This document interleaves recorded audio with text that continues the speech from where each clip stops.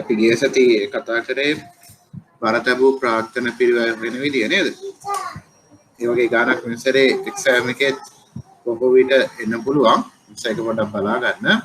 ඒකේ මොනවා හරි ප්‍රශ්න නැහැ නේද? ගෙදර ගිහලා හදලා බලන්න තියෙන කියලා මම හිතනවා. එවනම් අද තමයි අපේ පන්තියේ අන්තිම දවස. මේ බලමු තව අපේ ඉතුරු වෙලා තියෙන හෑන්ඩ් අවුට්ස් වලින් මොනවද කරන්න තියෙන්නේ කියලා. මම මෙතෙක් කල් ෂෙයා කරපු හෑන්ඩ් අවුට්ස් වලින් කරපු නැතිව මොනවද තියෙන්නේ? කරපු නැතිව මොනවද තියෙන්නේ? ආඩර කියන්න පුළුවන්ද? මම මාක් කරා මොකද කළාද කියලා බලන්න. මෙතෙක් කල් දීප්තියෙන් කරපු නැතිව මොනවද තියෙන්නේ? අනුමකරණය කිරීමයි කාරක ප්‍රාග්ධන කළමනාකරණය. මොකද තේරුණේ හුන්නේ? අවදානම ගණනය කිරීමයි කාරක ප්‍රාග්ධන කළමනාකරණය. ඔව් කාරක ප්‍රාග්ධන කළමනාකරණය ගත්තොත් අපි ඒක ටක් ගාලා කරමු. මේක එච්චරම නැති පාඩමක්. ප්‍රසන්ටේෂන් එක ෂෙයා කරන්න.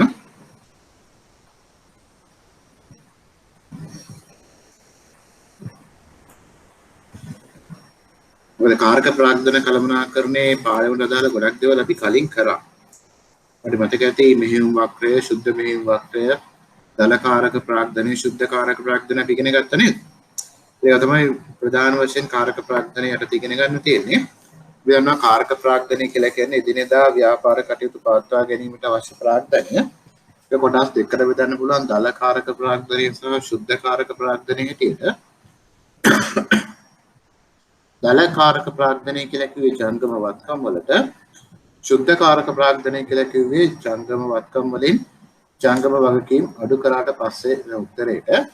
කාරක ප්‍රාග්ධන සම්බන්ධයෙන් ප්‍රධාන වශයෙන් අනුපාත දෙකක් තියෙනවා. ජංගම අනුපාතය සහ ශනික වත්කම් අනුපාතය. අපි ඒවත් ඉගෙන ගත්තා නේද? ඒ වගේම මෙහෙයුම් වක්‍රය හදන්න දැනගන්න ඕනේ. මෙහෙයුම් වක්‍රය හදන්න අපි දන්නවා තොගරඳවා ගැනීමේ කාලය, ණය ගැති ලැබීම් කාලය, ණය හිමි ගෙවීම් කාලය හොයන්න පුළුවන් වෙන්න ඕනේ. ඒතර මෙහෙයුම් වක්‍රය කියලා කිව්වේ තොගරඳවා ගැනීමේ කාලයට ණය ගැති ලැබීම් කාලය එකතු කරලා ඒකෙන් ණය හිමි ගෙවීම් කාලය අඩු කරොත් ඒකට අපි කිව්වා මෙහෙයුම් වක්‍රය කියලා නේද? මතක ඇති කියලා මම හිතනවා. ප්‍රසන්ටේෂන් එකට ගියොත්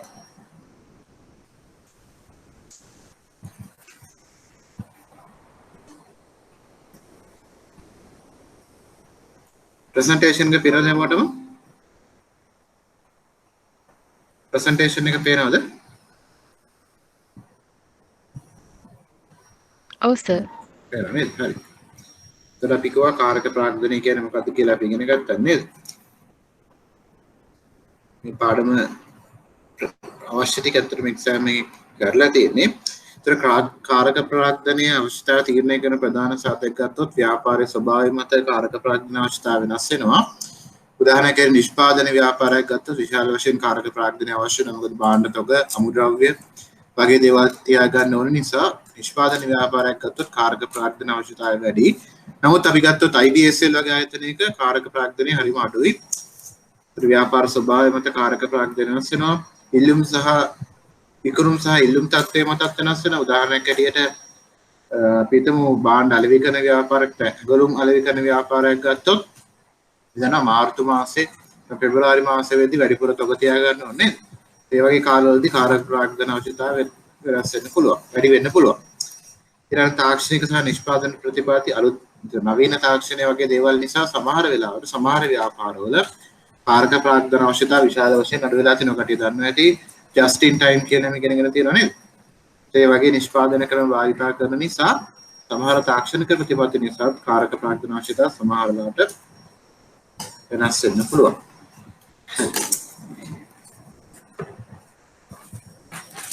ඊළඟ කාරක ප්‍රාග්ධනය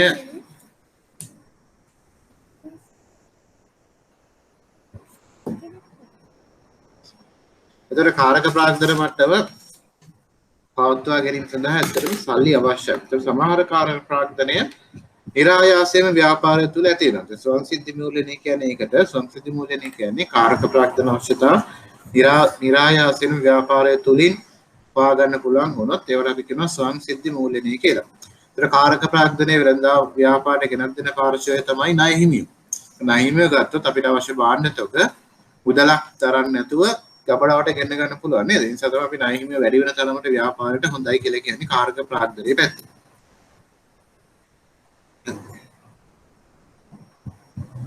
तर කාරක ප්‍රාග්ධනයේ කළමනාකරණයේ තියෙන වැදගත්කම තමයි කාරක ප්‍රාග්ධනය සම්බන්ධයෙන් ගත්තොත් ව්‍යාපාරයේ ප්‍රාග්ධනයේ විශාල ප්‍රමාණයක් මේ කාරක ප්‍රාග්ධනයට ආයෝජනය කරනවා. කාරක ප්‍රාග්ධන හරියට මුදල් ආයෝජනය කරේ නැත්නම් අනවශ්‍ය ලෙස කාරක ප්‍රාග්ධනය තියාගත්තොත් අපි දන්නවා තොග වගේ දේවල් වැඩිපුර තියාගත්තොත් නාශ වෙන්න පුළුවන්, විනාශ වෙන්න පුළුවන්, යල්පනින්න පුළුවන් නේද? කබඩා ගාස්තු දරන්න වෙනවා, රක්ෂණ ගාස්තු දරන්න වෙනවා. පියවත් කතා කරා මතක ඇති. වගේම ණය ගැතිය වැඩි වුණොත් බොල් ණය වැඩි වෙනවා, අඩමාන ණය වැඩි වෙනවා.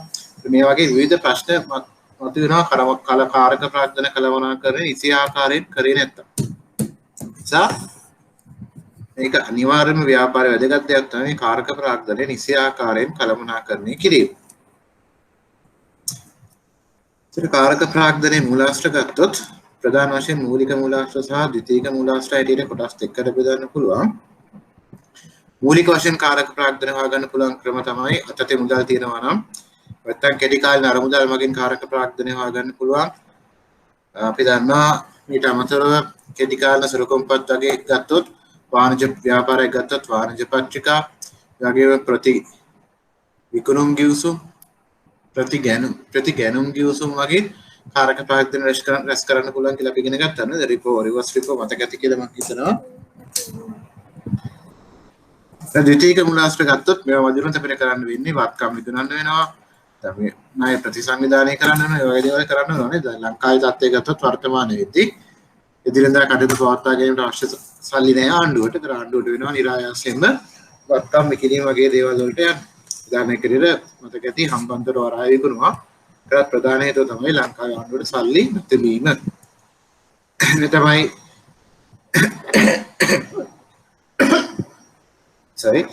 කාරක ප්‍රාග්ධනයේ දෝෂිතතාවය මනින්න පුළුවන් අනුපාත අපි මේවා කතා කරා. ඒසයි මම කතා කරන්නේ නෑ.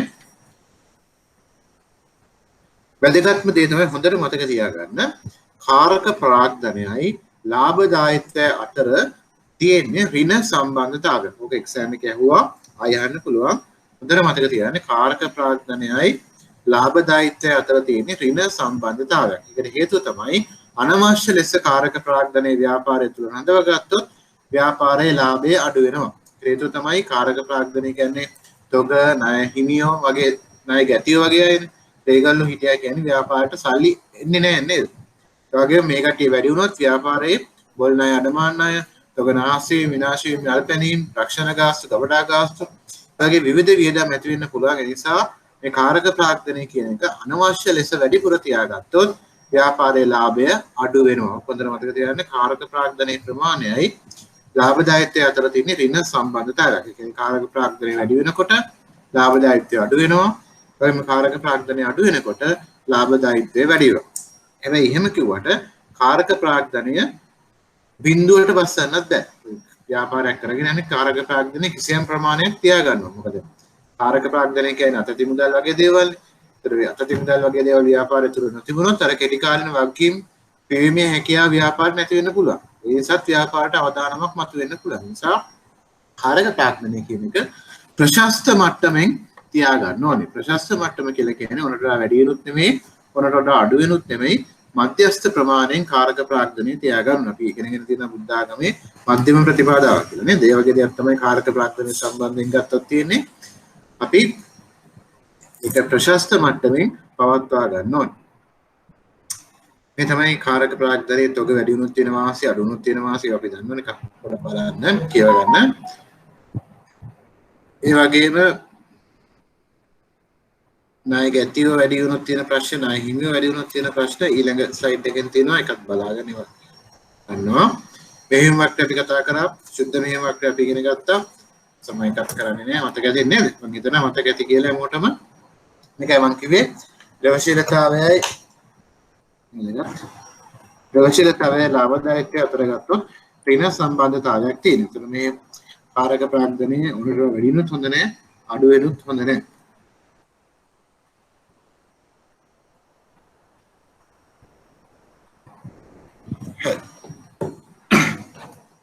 වෙනදී මේ ප්‍රස්තාරයෙන් පෙන්නනවා. මේ තියෙන්නේ ගියොත් මේ වයිට් බෝඩ් එකට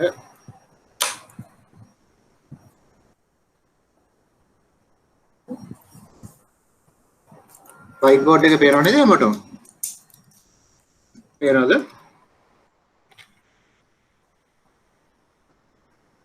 board එක පේනව නේද ඔබට? පේනවද? ඔව් සර්. හරි. ඒතර මේ අපි දීලා තියෙන ප්‍රස්තාරයේ තියෙන්නේ මේ අක්ෂයේ තියෙන්නේ වත්කම් ප්‍රමාණය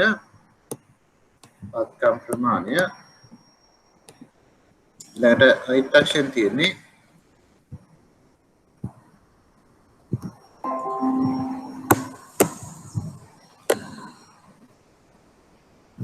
නිෂ්පාදන ප්‍රමාණය. නිෂ්පාදන යුනිට්ස් ගන්න තමයි එකෙන් පෙන්නුම් කරන්නේ.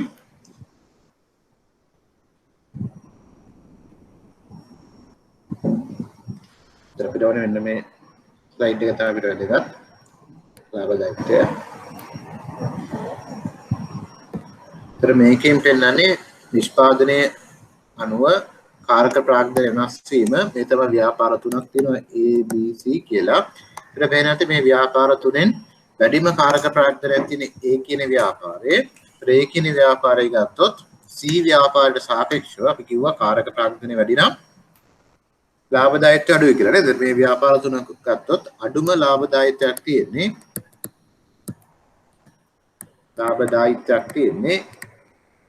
A කියන ව්‍යාපාරය. ඒ වගේම වැඩිම ලාභදායීත්වයක් තියෙන්නේ C කියන ව්‍යාපාරය. සහෝදර මතක තියාගන්න මෙන්න මේක එක්සෑම් එකේ ඉතාම වැදගත්. කාරක ප්‍රාග්ධනය වැඩි වෙනකොට ලාභදායීත්වය අඩු වෙනවා. හැබැයි කාරක ප්‍රාග්ධනය වැඩි වෙනකොට ඕනතරම් ව්‍යාපාරයේ සල්ලි තියෙන නිසා කෙටි කාල ණය ගෙවීමේ හැකියාව වැඩි නිසා අවදානම අඩු වෙනවා. එහෙනම් හොඳට මතක තියාගන්න කාරක ප්‍රාග්ධනය වැඩි වෙනකොට ලාභදායීත්වයයි අවදානමයි දෙකම අඩු වෙනවා. අපි දන්නවා higher the risk higher the return නේද? lower the risk lower the return. ඒක තමයි මේකෙන් පෙන්වන්න කරන්නේ නේද? හොඳට මතක තියාගන්න මෙන්න මේක. මේ තමයි කාරක ප්‍රාග්ධනයයි ලාභදායීත්වයයි සහ අවදානමයි අතර තියෙන සම්බන්ධතාවය. මේක එක්සෑම් එකේ අහලා තියෙනවා. මේක ඉතාම වැදගත් මතක තියාගන්න. හරි. මොනවායි ප්‍රශ්න තියෙනවා නම් අහන්න.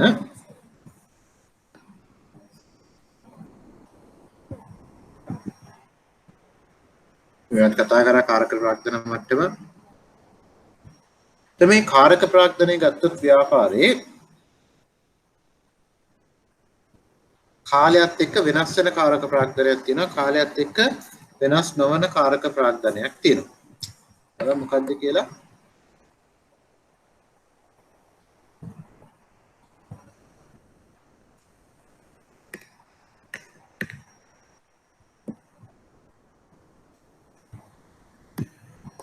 මේ ප්‍රස්තාරය ගත්තොත් මේ තමයි ස්ථාවර වත්කම් fixed asset කියන ව්‍යාපාරේ මේ තමයි කාලයේ මේ අක්ෂයේ තියෙන්නේ මේ තියෙන්නේ ප්‍රමාණය වත්කම් වල ප්‍රමාණය මේ තමයි කාරක ප්‍රාග්ධනයක් තියෙනවා මේකට අපි කියන ස්ථිර කාරක ප්‍රාග්ධනය කියලා ස්ථිර කාරක ප්‍රාග්ධනය මේක ස්ථිර කාරක ප්‍රාග්ධනය වෙන විශේෂත්වය තමයි කාලයත් එක්ක වෙනස් වෙන්නේ නැහැ. හැමදාම ව්‍යාපාරය තුළ මේ මට්ටමම තියෙන්න ඕනේ. ඒකට අපි කියනවා ස්ථාවර කාරක ප්‍රාග්ධනය කියලා. දැන් ස්ථිර කාරක ප්‍රාග්ධනය කියලා කියනවා. ස්ථිර කාරක ප්‍රාග්ධනය කියලා කියනවා. දැන් ස්ථාවර කාරක ප්‍රාග්ධනය කියලා කියනවා. මේකට හේතුව තමයි මේ කාරක ප්‍රාග්ධනය කාලයත් එක්ක වෙනස් වෙන්නේ නැහැ. නමුත් සමහර කාරක ප්‍රාග්ධනය තියෙනවා කාලයත් එක්ක වෙනස් වෙනවා. සමහර කාලවල වැඩියෙන් ඕන සමහර කාලවල අඩුවෙන් ඕන. මම ඉස්සෙල්ලා කිව්වා වගේ ඇඟලුම් විකුණන ව්‍යාපාරයක් ගත්තොත් අර පෙබරවාරි මාර්තු වගේ මාසවල වැඩිපුර ස්ටොක්ස් තියෙනවා නේද? ඒ වගේ කාලවල මේ වගේ කාලයක්. වැඩිපුර කාරක ප්‍රාග්ධනය අවශ්‍යයි. වගේ මිනිස්සු බඩු ගන්න කොට කාරක යනවා නම් මේවට අපි කියනවා විචලන කාරක ප්‍රාග්ධනය. එහෙමත් නැත්නම් ඒකට කියනවා తాවකාලික කාරක ප්‍රාග්ධනය කියලා. මේකට අපි කියනවා తాවකාලික කාරක ප්‍රාග්ධනය කියලා. එහෙනම් කාරක ප්‍රාග්ධනය කොටස් දෙකයි ස්ථිර කාරක ප්‍රාග්ධනය සහ తాවකාලික කාරක ප්‍රාග්ධනය. ස්ථිර කාරක ප්‍රාග්ධනය කියන එකේ තේරුම තමයි කාලයත් එක්ක වෙනස් වෙන්නේ නැහැ. හැමදාම ව්‍යාපාර තුළ මේ මට්ටම තියෙනවා. නමුත් తాවකාලික කාරක ප්‍රාග්ධනයේ කාලයත් එක්ක වෙනස් වෙනවා. සමහර කාලවල වැඩියෙන් තියෙනවා, සමහර කාලවල අඩුවෙන් තියෙනවා. ඒකට අපි කියනවා తాවකාලික කාරක ප්‍රාග්ධනය කියලා.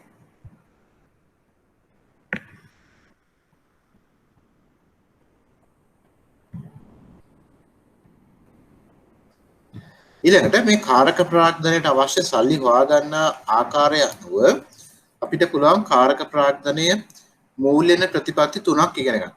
එකක් තමයි ගතානුගතික ක්‍රමය, අනිත් එක තමයි ආක්‍රමණශීලී ක්‍රමය.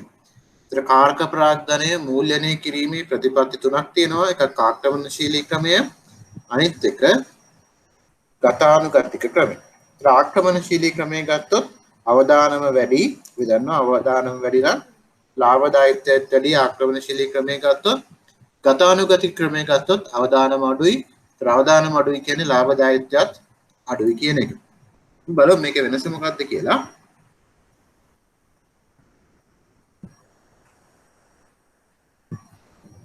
මම ප්‍රස්තාරයේ මේ වෙනස තේරුම් කරලා දෙන්නම්. මොනවා හරි ප්‍රශ්න තියෙනවා නම් අහන්න.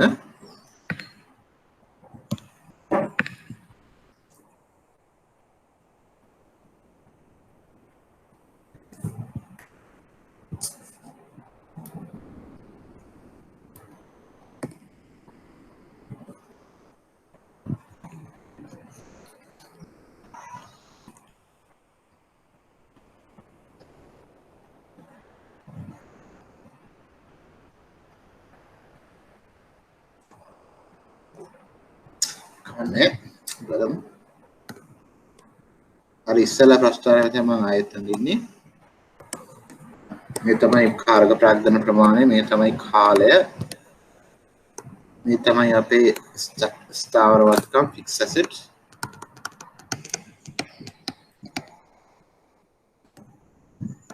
මේ තමයි අපේ ස්ථිර කාරක ප්‍රාග්ධනය, permanent working capital. මේ තමයි අපේ විචලන කාරක ප්‍රාග්ධන. තමයි අපේ తాවකාලික නැත්නම් temporary working capital. අපි ඉස්සෙල්ලාම ගමු ආක්‍රමණශීලී නැත්නම් aggressive ක්‍රමය. ආක්‍රමණශීලී ප්‍රතිපත්තිය ගත්තොත්,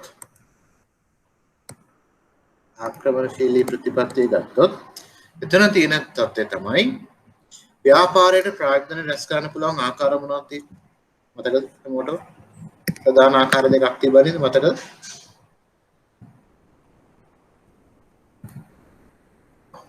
ප්‍රධාන වශයෙන් ප්‍රාග්ධන රැස් කරන ආකාර දෙකයි. එක්කෝ අයිතිකරුවන්ගේ ප්‍රාග්ධන, එක්කෝ නායකරුවන්ගේ ප්‍රාග්ධන නේද? අර බරතව ප්‍රාග්ධන පිරිවේ ගණන් වල ගෙස්සති හැදුවේ ඒකම තමයි නේද? එහෙමනම් ඒ වගේම අපි මේ රැස් කරන ප්‍රාග්ධනය කෙටි කාල ප්‍රාග්ධනය සහ දිගු කාල ප්‍රාග්ධනය හැටියට කොටස් දෙකකට බෙදන්න පුළුවන්. ඒතර කෙටි කාල දිගු කාල ප්‍රාග්ධනය හැටියට ගත්තොත් අපිට ගන්න පුළුවන් බැංකු ණය, ණය කර නිකුත් කිරීම, කොටස් නිකුත් කිරීම. ඒතර මේ වගේ මාර්ග වලින් ප්‍රාග්ධනය රැස් කරොත් ඒවා තමයි අපි දිගු කාලීන මාර්ග කියලා කියන්නේ. ඒ දිගු කාලීන මාර්ග කියලා කියන්නේ ඒවැ කල්පිරීමේ කාලය අවුරුද්දට වඩා වැඩි කාලයක් ගන්නවා නේද? දැන් බැංකු ණයක් ගත්තොත් අපි අවුරුදු 5ක් 6ක් 10කට ගන්න පුළුවන්. ඒතර කොටස් ගත්තොත් කල්පිරීමේ කාලයක් නැහැ. ඒතර ණය කරගත්තොත් බොහෝ විට අපි අවුරුදු 5ක් හෝ 10ක් වගේ කාලයකට තමයි නිකුත් කරන්නේ. ඒතර මෙන්න මේ මාර්ග වලින් ප්‍රාග්ධනය රැස් කරොත් ඒවට අපි කියනවා දිගු කාලීන මාර්ග කියලා. ඊළඟ මාර්ගය තමයි කෙටි කාලීන මාර්ග. ඒතර මේ ප්‍රාග්ධනය රැස් කරන මාර්ගවල තියෙන විශේෂත්වය තමයි ඒවැ කල්පිරීමේ කාලය අවුරුද්දකට වඩා අඩුයි. උදාහරණයක් ඇරෙට අපිට ගන්න පුළුවන් වාණිජ්‍ය පත්‍රිකා. වාණිජ්‍ය පත්‍රිකා කියනවා අනිවාර්යයෙන් අපි දන්නවා අවුරුද්දකට වඩා අඩු කල්පිරීමේ කාලයක් සිල්. ඒ වගේම එහෙම නැත්නම් ඒගොල්ලන් අන්තර් බැංකු වෙළඳපොලෙන් ගිහින් ණයක් ගන්න. ඒවත් කෙටි කාලීන මාර්ග. නැත්නම් මහා බැංකුවෙන් ණයක් ගන්න පුළුවන්. ඒතර ඒවත් ගත්තොත් කෙටි කාලීන මාර්ග. ඒ නිසා අවුරුද්දට වඩා අඩු කල්පිරීමේ කාලයක් සහිත සුරුකුම්පත් නිකුත් කළ ප්‍රාග්ධනය රැස් කරොත් ඒවට අපි කියනවා කෙටි කාලන මාර්ග කියලා. අවුරුද්දට වඩා වැඩි කල්පිරීමේ කාලයක් සහිත සුරුකුම්පත් නිකුත් කළ ප්‍රාග්ධනය රැස් කරොත් ඒවට අපි කියනවා දිගු කාලීන මාර්ග කියලා. එහෙමනම් ආක්‍රමණශීලී ක්‍රමයේදී කරන්නේ දිගු කාලන ප්‍රාග්ධන රැස් කරන්නේ පොඩ්ඩයි. දැන් මේ මුළු ප්‍රාග්ධන අවශ්‍යතාවයෙන් එන්න මේ ප්‍රමාණය තමයි දිගු කාලන මාර්ග වලින් ගන්න. දිගු කාලන මාර්ග කිව්වේ බැංකු ණය, කොටස් නිකුත් කිරීම, ණය කර නිකුත් කිරීම. ඒතර මේ වගේ මාර්ග වලින් ගන්න මෙන්න මේ ප්‍රමාණය විතරයි. ඉතින් මෙන්න මේ ප්‍රමාණය විතරයි මේ අවශ්‍යතාවය විතරයි දිගු කාලන මාර්ග වලින් රැස් කරන්නේ. කෙටි කාලන මාර්ග ටික ඔක්කොම ගන්න මෙන්න මේ ප්‍රමාණයම ගන්න කෙටි කාලීන මාර්ග වල.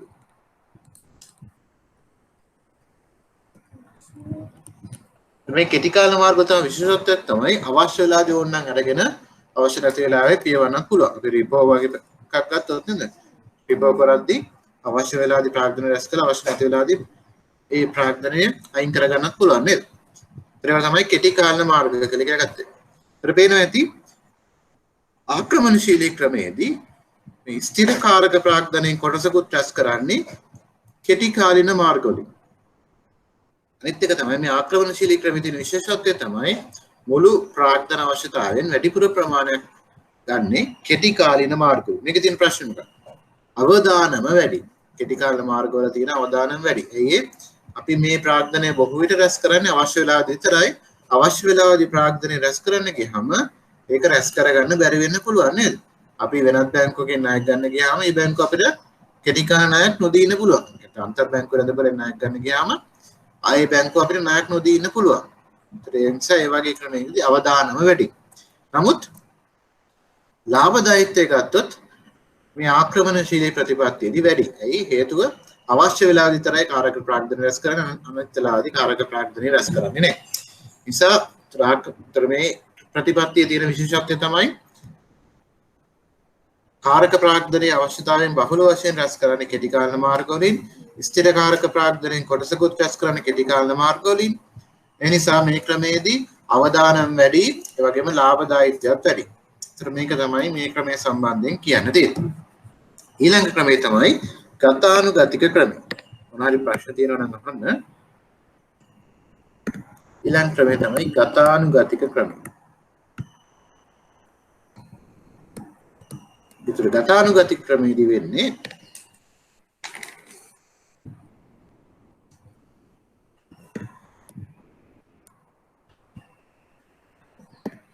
එතෙන්දී කෙටි කාලන කාරක ප්‍රාග්ධනයේ අවශ්‍යතාවය පොඩි ප්‍රමාණයක් හරි රැස් කරගන්නේ දිගු කාලින මාර්ග වලින්.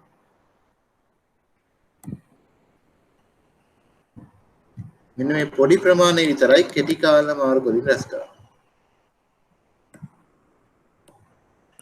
ගතානුගතික ක්‍රමයේ තියෙන විශේෂත්වය තමයි වැඩිපුර ප්‍රාග්ධනයක් රැස් කරන්නේ දිගු කාලන මාර්ග වලින්, කෙටි කාලන මාර්ග වලින් රැස් කරන ප්‍රාග්ධන ඊටම අඩු ප්‍රමාණයක් ගන්නවා. ඒ නිසා මේ ක්‍රමය ගත්තොත් අවදානම අඩුයි. මොකද ප්‍රාග්ධනය උනට වඩා රැස් කරලා ඉවරයි දැන්ටමත්. හැබැයි ලාභදායීත්වයත් අඩුයි මේ ක්‍රමය ගත්තොත්. ඒතරෝක තමයි මේ සම්බන්ධ එක්සෑම් එකේ ප්‍රශ්නයක් එකකුත් ලියන්න තියෙන්නේ. ආක්‍රමණශීලී ක්‍රමය සහ ගතානුගතික ක්‍රමයේ සංසන්දනය කරන්න කිව්වොත් ඔය ටික ලියන්න පුළුවන් වෙන්න ඕනේ. මේ ප්‍රස්තාර දෙකත් ඔන්න කෙටියෙන් ඉඳලා පෙන්නන්න. ඊළඟට පරිණත ගැලපීමේ ප්‍රතිපත්තිය කියලා එකකුත් තියෙනවා. අපි එකත් බලමු. ඊළඟ ප්‍රතිපත්තිය තමයි තුන්වෙනි එක පරිණත ගැලපීමේ ප්‍රතිපත්තිය.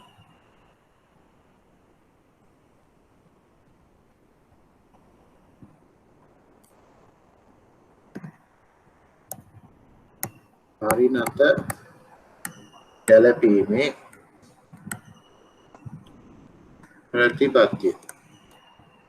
පරිණත ගැලපීමේදී ප්‍රතිපත්තියද වෙන්නේ මේ දිගු කාල මාර්ග වලින් රැස් කරනවා සම්පූර්ණ ස්ථිර කාරක ප්‍රාග්ධනය සහ ස්ථිර වත්කම් රැස් කරන දිගු කාලින මාර්ග වලින්.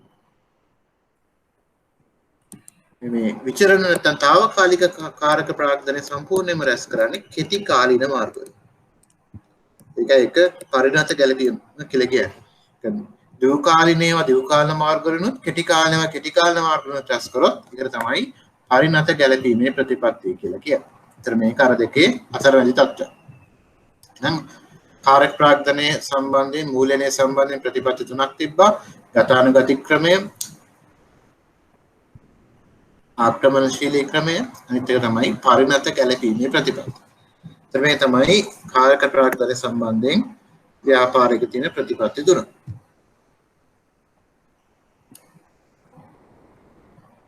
මේ කතා කරා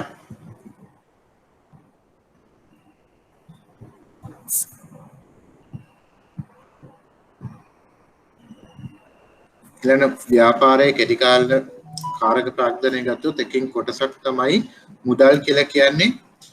ඒතර මුදල් ගත්තත් ප්‍රතිලාභයක් කිසිම ප්‍රතිලාභයක් හිමෙන්නේ නැහැ නේද? අපි ව්‍යාපාරය තුළ ලාභයේ සැලදාන් හිටියත් අපිට ආදායමක් හම්බ වෙනවද? නැහැ. කිසිම ආදායමක් හම්බ වෙන්නේ නැහැ.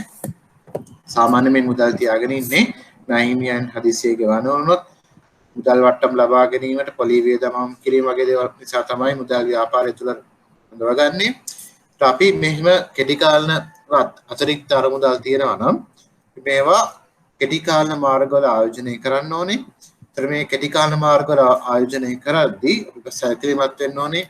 මේ මාර්ගවල තියෙන ප්‍රවේශීලතාවය, කල්පිරීමේ කාලය, අවදානම, ප්‍රතිලාභය සහ අප අවශ්‍යතාව වගේ දේවල් ගැන සැලකිලිමත් වෙන්න ඕනේ. කෙටි කාලන අතිරික්ත අරමුදල් ආයෝජනය කරද්දී. ඒ වගේම කෙටි කාල අරමුදල් හිගයක් තියෙන වෙලාවක අරමුදල් රැස් කිරීමෙත් මෙන්න මේ ටිකම තමයි සැලකිලිමත් වෙන්න ඕනේ.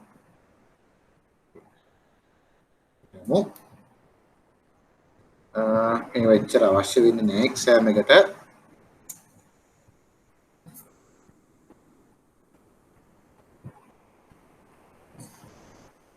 හරි මේක මම පොඩ්ඩක් කියන්න මේ මුදල් චලය කියන්නේ මොකක්ද කියලා විතරක් අපි බලාගමු. එක්සෑම් එකට ඒක විතරයි වැදගත් වෙන්නේ. සරයක් වගේ අහලා තිබ්බා මුදල් චලය anu කොහොමද කියලා.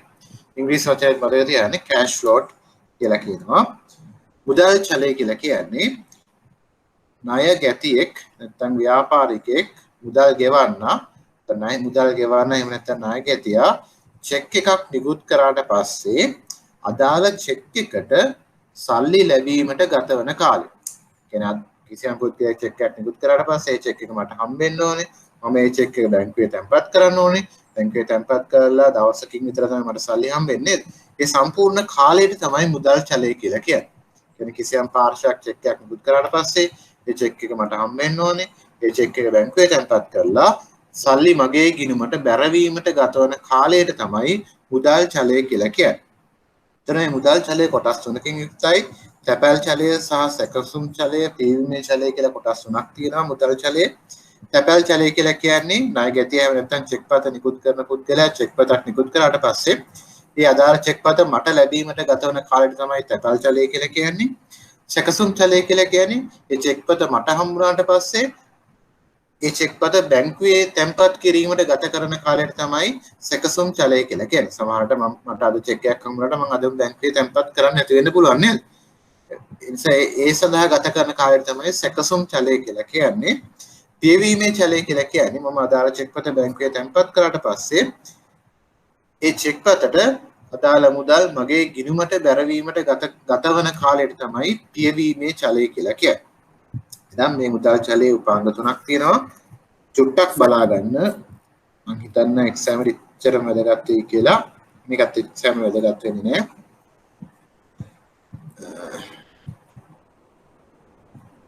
මේවා ඉච්චර වැඩක් වෙන්නේ නෑ එක්සෑම් එකේ මම ඉසයි කරන්නේ ටික. උඩන් කියව ගන්න එක්සෑම් එකට වැදගත් වෙන්නේ නෑ. වර්තමානයේදී මේ ප්‍රශ්න අහලා නැහැ එකයි. තව කලමනාකරණය සම්බන්ධනොත් මේවා අහලා නැහැ එක්සෑම් එකට කවදාවත්. ඒ නිසා ඔන්න අපි චුට්ටක් බලාගමු තව කලමනාකරණය විතරක්. මුදල් චලය විතරයි අහලා තිබ්බේ. මේක සඳහන් මුදල් චලය මොකක්ද පැහැදිලි කරේ. අනිත් එක්සෑම් එකේ අහලා නැහැ. ඒතර බඩු තොගයක් සම්බන්ධයෙන් පිරිවැය වර්ග දෙකක් තියෙනවා. එකක් තොග ඇනවුම් කිරීමේ පිරිවැය සහ තොග රඳවා ගැනීමේ පිරිවැය කියලා කොටස් දෙකක් තියෙනවා. තොග ඇනවුම් පිරිවැය කියලා කියන්නේ මම භාණ්ඩයක් ඇනවුම් කරාට පස්සේ අදාළ භාණ්ඩය මගේ ගබඩාවට පැමිණීම සඳහා දරන පිරිවැය. මම භාණ්ඩයක් ඇනවුම් කරලාට පස්සේ ඒ අදාළ භාණ්ඩය මගේ ගබඩාවට එනකොට මට දරන්න වෙනවා රක්ෂණ ගාස්තු දරන්න වෙනවා නේද? ප්‍රවාහන ගාස්තු දරන්න වෙනවා. මේ වගේ වියදම් වලට තමයි ඇනවුම් පිරිවැය කියලා කියන්නේ. ඊළඟට තියෙනවා තොග රඳවා ගැනීමේ පිරිවැය කියලා එකක්. දැන් භාණ්ඩ තොග ඇනුම් කරාට පස්සේ මගේ ගවඩාවට තොග එනවා. ඊට තොගේ මගේ ගවඩාවට ආවට පස්සේ ගවඩාව තුල ඒක රඳව ගන්නවා. ඒ ගවඩාව තුල රඳව ගන්නත් මට පිරිවැයක් දරන්න වෙනවා. ඒකට තමයි රඳවා ගැනීමේ පිරිවැය කියලා කියන්නේ. ඒ ගවඩාවට පස්සෙත් ආයෙත් මොකද කරන්න ඕනේ? ආරක්ෂණ විධම් දරන්න වෙනවා, ගවඩාව ගාස්තු දරන්න වෙනවා, රක්ෂණ ගාස්තු දරන්න වෙනවා නේද? ඒ වගේ පිරිවැයක් දරන්න වෙනවා. ඒවට තමයි රඳවා ගැනීමේ පිරිවැය කියලා කියන්නේ. එහෙනම් මේ එක්ස්ට්‍රෑම් එක වැදගත් වෙන දේ තමයි තොග සම්බන්ධයෙන් පිරිවැය වර්ග දෙකක් තියෙනවා. එකක් ඇනෝම් පිරිවැය, අනිත් එක රඳවා ගැනීමේ පිරිවැය. ඒක චුට්ටක් මතක තියාගන්න. මේක අවශ්‍ය නැහැ ආර්ථික ඇනෝම් ප්‍රමාණය සෑම එකට අහලා නැහැ.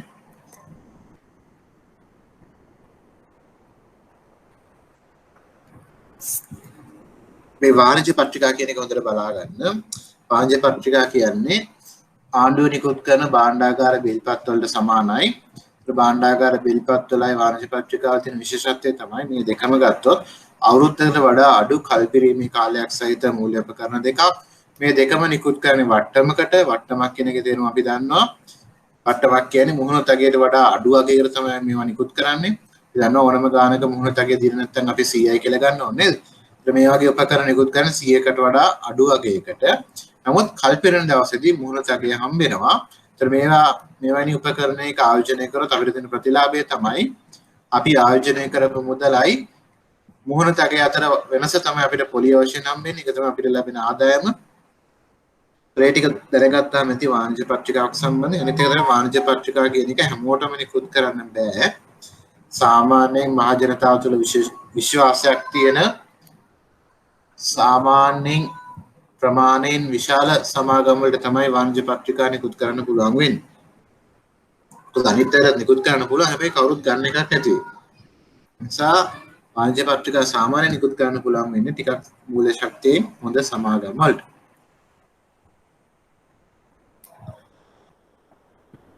ඊළඟට තමයි කෙටි කාල තව මූල්‍යන මාර්ගයක් තමයි ෆැක්ටරින් කියන්නේ. ඒක එක්සෑම් එකේ ඇහුවා. මොකද්ද මේ සාධනය කියලා කියන්නේ? කාටද කියන්න පුළුවන්? මොකද්ද මේ ෆැක්ටරින් නැත්නම් සාධ්‍යකරණය? සාධනය නෙමෙයි සාධ්‍යකරණය තමයි ෆැක්ටරින් වලට කියන්නේ.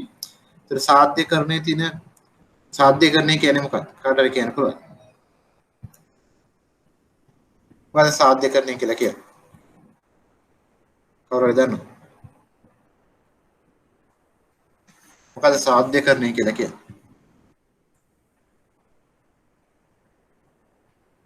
සාධ්‍යකරණය කියලා කියන්නේ අපේ ව්‍යාපාරයේ ණයගැතියෝ ඉන්නවා නම් ඒ ණයගැතියෝ ටික අපි ඒක දෙන්න පුළුවන් සාධ්‍යකරණය කියන සමාගම. ෆැක්ටරින් කියන සමාගම අහලා ඇති මූල්‍ය සමාගම් තියෙනවා ෆැක්ටරින් කරන.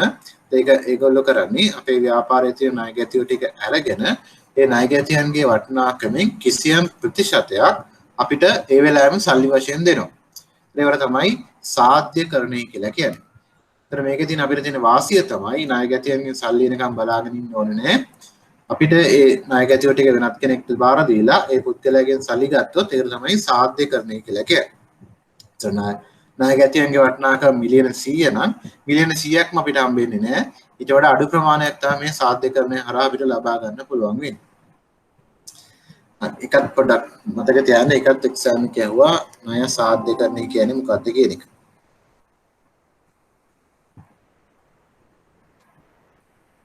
හරි මේ වෙච්චර වැඩක් වෙන්නේ. එන්න මේ දෙක බලා ගන්න. මේකත් එක්සෑම් වල වැදගත්. මම මේ බලා ගන්න කියපු ටික අනිවාර්යෙන් බලා ගන්න. මොකද මම මේ කියන්නේ එක්සෑම් එකේ අහපු ප්‍රශ්න ගැන මම දන්න නිසා. අනිත් එක තමයි අධිප්‍රාග්ධනීකරණය කියලා වචනයක් තියෙනවා. ඕවර් කැපිටලයිසේෂන් කියලා කියනවා. අධිප්‍රාග්ධනීකරණය කියන එක නිතරම එක්සෑම් එකේ අහපු ප්‍රශ්නයක්. අධිප්‍රාග්ධනීකරණය කියලා කියන්නේ ඕනට වඩා වැඩියෙන් කාරක ප්‍රාග්ධනය තියාගත්තොත් ඒකට අපි කියනවා අධිප්‍රාග්ධනීකරණය කියලා. ඒ කියන්නේ අවශ්‍ය ප්‍රමාණයට වඩා වැඩිපුර කාරක ප්‍රාග්ධනය තියාගත්තොත් ඒකට අපි කියනවා අධිප්‍රාග්ධනීකරණය. අපි දන්නවා ඕනට වඩා වැඩියෙන් කාරක ප්‍රාග්ධනය තියාගත්තොත් ව්‍යාපාරයේ කෙටි කාලීන අවදානම අඩු වෙනවා. නමුත් ලාභදායීත්වයත් අඩු වෙනවා කියලා අපි දන්නවා නේද? ඒත් මේ වගේ ව්‍යාපාරයක තියෙන විශේෂත්වය තමයි භාණ්ඩ තොග, ණයගැතියෝ වගේ ඒවා විශාල ප්‍රමාණයෙන් තියෙනවා. ඒ වගේම අර ද්‍රවශීලතා අනුපාත ගත්තොත් අර ජංගම අනුපාත ශනික වත්කම් අනුපාත අපි කිව්වා සාමාන්‍යයෙන් 2ට 1 1ට 1 තියෙන්න ඕනි කියලා. ඒතර ඒ සාමාන්‍ය ප්‍රමාණය ඉක්මවා නැත්නම් 3ට 1 නැත්නම් 2ට 1 වශයෙන් ඒ විශාල වශයෙන් මේ අනුපාත වැඩිපුර ප්‍රමාණයක් මේ වගේ ඒවා තියෙනවා. ඒතර මේවා තමයි ඕවර් කැපිටලයිසේෂන් නැත්නම් අධි ප්‍රාග්ධනීකරණය කියන සමාගම තියෙන ලක්ෂණ. එක්සෑම් එකේ හුවා හොඳට මතක තියාගන්න අධි ප්‍රාග්ධනීකරණය කියලා කියන්නේ ඕනට වඩා වැඩියෙන් කාරක ප්‍රාග්ධනය තියාගත්තොත් නැත්නම් අවශ්‍ය ප්‍රමාණයට වඩා වැඩිපුර කාරක ප්‍රාග්ධනය තියාගත්තොත් ඒකට අපි කියනවා අධි ප්‍රාග්ධනීකරණය කියලා. මේ අධි ප්‍රාග්ධනීකරණය අර ගතානුගතික ප්‍රතිපත්තියට සමානයි නේද? ඒකව ගතානුගතික ප්‍රතිපත්තියේදීත් වැඩිපුර ස්ථිර කාරක ප්‍රාග්ධනයක් තියාගන්න. කියන්නේ වැඩිපුර අවශ්‍ය ප්‍රමාණයට වඩා කාරක ප්‍රාග්ධනය තියා ගැනීමක් තමයි ගතානුගතික ක්‍රමයේදීත් වෙන්නේ. එතකොට ඊළඟ දේ තමයි අධි විකුණුම් කියන එක. Over trading. ඒකත් වැදගත් එක්සෑම් එකට ඕවර් ට්‍රේඩින් කියන්නේ අධි ප්‍රාග්ධනීකරණයේ අනිත් පැත්ත. එහෙනම් මොකක්ද? අවශ්‍ය ප්‍රමාණයට වඩා අඩුවෙන් කාරක ප්‍රාග්ධනය තියාගත්තොත් ඒකට තමයි අධි විකුණුම් කියලා කියන්නේ. ඉතින් මතක තියාගන්න අධි විකුණුම් කියලා කියන්නේ අවශ්‍ය ප්‍රමාණයට වඩා අඩුවෙන් කාරක ප්‍රාග්ධනය තියාගත්තොත් ඒකට කියනවා අධි විකුණුම් කියලා. මොනනම් අර ප්‍රතිපත්තිය පැත්තෙන් ගත්තොත් මේක ඇවිල්ලා ආක්‍රමණශීලී ප්‍රතිපත්තියක් නේද? හරි. එවනම් කාරක ප්‍රාග්ධනය සම්බන්ධයෙන් විශේෂයෙන් බලා ගන්න ඕනේ දේවල් තමයි මම කිව්වොත් නිර්වචනය දැනගන්න ඕනේ කාරක ප්‍රාග්ධනය අනුකමක්ද කියලා කිව්වොත් දැනගන්න ඕනේ කාරක ප්‍රාග්ධනයේ තියෙන දල කාරක ප්‍රාග්ධනය සුද්ධ කාරක ප්‍රාග්ධනය දැනගන්න ඕනේ මෙහෙයුම් වක්‍රය හොයන්න පුළුවන් වෙන්න ඕනේ සාධ්‍යකරණය කියන්නේ මොකක්ද කියලා හෙවොත් ලියන්න පුළුවන් වෙන්න ඕනේ මුදල් චලය කියන්නේ මොකක්ද කියලා හෙවොත් ලියන්න පුළුවන් වෙන්න ඕනේ අධි ප්‍රාග්ධනීකරණය සහ අධි විකුණුම් ගැන හෙවොත් ලියන්න පුළුවන් වෙන්න ඕනේ. ඒතර එක්සෑම් විරෝධගත වෙන ඔය ටික අනිත් ටික කියවා ගන්න එක්සෑම් වල ඉතරම වැදගත් වෙන්නේ නැහැ. ඒකයි මම මේ ටික කිව්වේ නැත්තේ.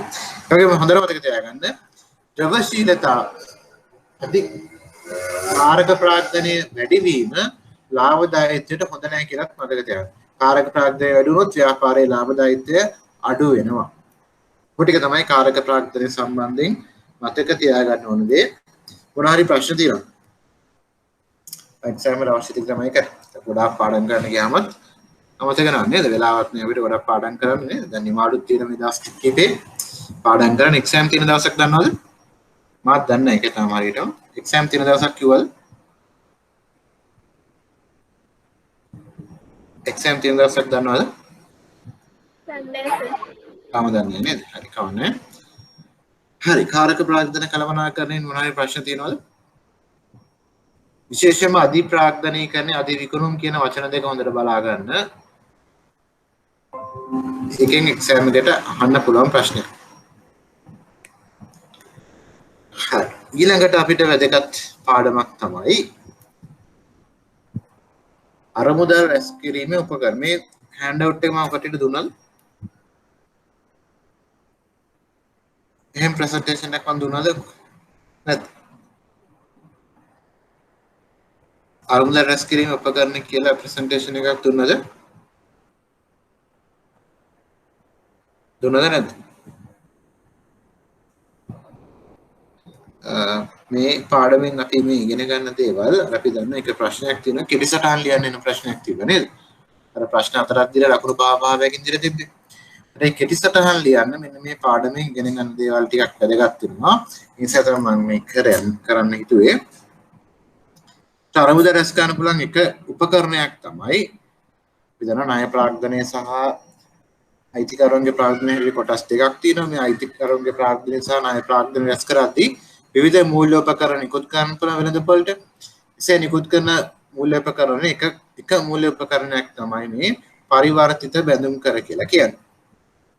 ඒතර මේක සාමාන්‍ය බැඳුම් කරයක් නැත්නම් ණය කරයක් වගේම තමයි.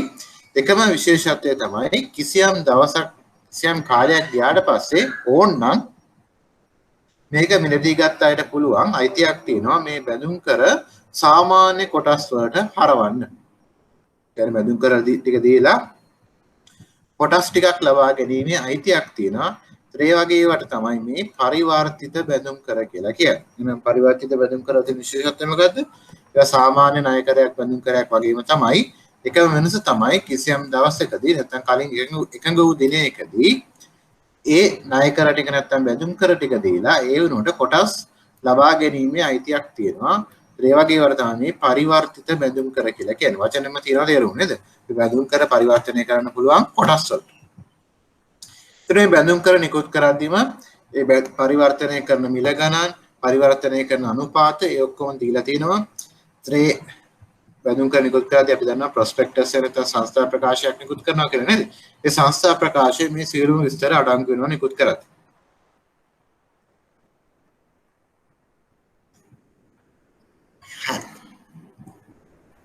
මම මෙහෙම ප්‍රශ්නයක් අහුවා.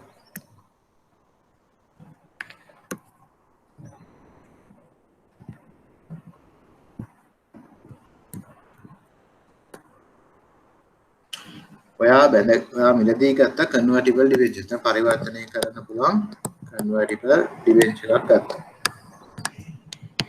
ණයකරයක් ගත්තා. වාර තියෙන අයිතියක් 2022 දී මේ එකක් බැඳුම් කරයක් දීලා එක කොටසක් ගන්න. හැබැයි මේ කොටසක හුමාරු මිල ඇවිල්ලා රුපියල් 150. 2025 නේ මං කිව්වේ නේද? 2025 දී පාට පුළුවන් මේ එක බැඳුම් කරයක් එක් කොටසකට හුමාරු කරන්න. හැබැයි මේ හුමාරු කරද්දි කොටසක වටිනාකම 150යි. වාර හැබැයි අයිතියක් තියෙනවා. ඕනනම් මේක පරිවර්තනය කරන්න පුළුවන් ඕනනම් පරිවර්තනය නොකර ඉන්න පුළුවන්. අර මනාප කිවිසුම හරියම තමයි නේද? දැන් මනාප කිවිසුම වල ඕනනම් කිවිසුම ක්‍රියාත්මක කරන්න පුළුවන් ඕනනම් කිවිසුම ක්‍රියාත්මක නොකර ඉන්න පුළුවන්. එහෙම කිව්වොත් 2025 ගියාට පස්සේ අපි 2025ට ගියා කියලා. ඊටම අපි අනාගතයට ගියා. 2025 දී මේ සමාගමේ කොටසක මිල රුපියල් 100යි. මොකද කරන්නේ? පරිවර්තනය කරනවද නැද්ද? වරතින අයිතියක් පරිවර්තනය කරනවද නැද්ද?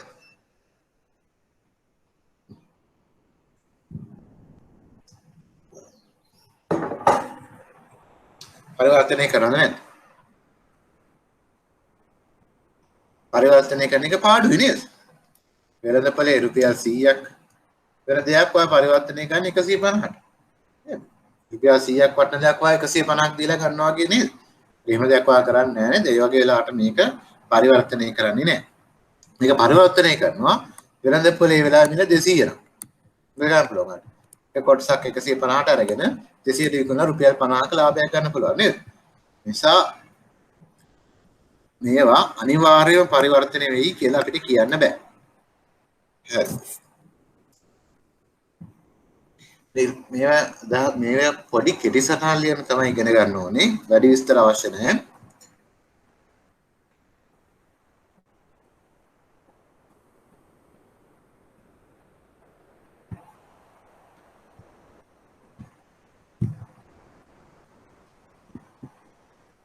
ඊළඟට මේ ගෝලීය තැන්පතු කෘතාංශය උදාහරණයක් බලමු. මේ උදාහරණ කියවන්න බෑ. GDR ග්ලෝබල් ගෝලීය තැන්පතු කෘතාංශයකට උදාහරණයක් තියෙනවා. මේක පොඩ්ඩක් කියවන්න බලන්න. මේ හෑන්ඩ් අවුට් එක හම්බුණාද මොටම? නැද්ද? එහෙම හෑන්ඩ් අවුට් එකක් හම්බුණාද නැද්ද? විශ්වවිද්‍යාලයෙන් පෙනියන්නේ හම්බුණ බවයි නේද? වන්නේ හම්බුනේ නැත්තම් කියනවා මේක ෂෙයා කරන්න ඒකයි අහන්නේ. හම්බුණාද නැද්ද මේ හෑන්ඩ් අවුට් එක? නෑ සර්. හරි. මම එන IBS එලරි කියන මේක ෂෙයා කරන්න කියලා දැන්ට බලා ගන්න. මේවා හැම එකම ඉන්නේ කෙටි සටහන් ලියන අර ලකුණු පහක ප්‍රශ්නයක් තියෙනවා නේද? මේකට තමයි මේ වගේ අහන්නේ. ඊළඟ මේ ගෝලීය තැන්පතු සාතිකයක් කියන්නේ මොකක්ද කියලා. ඉතල උදාහරණ පොඩ්ඩක් කියවන්න බලන්න.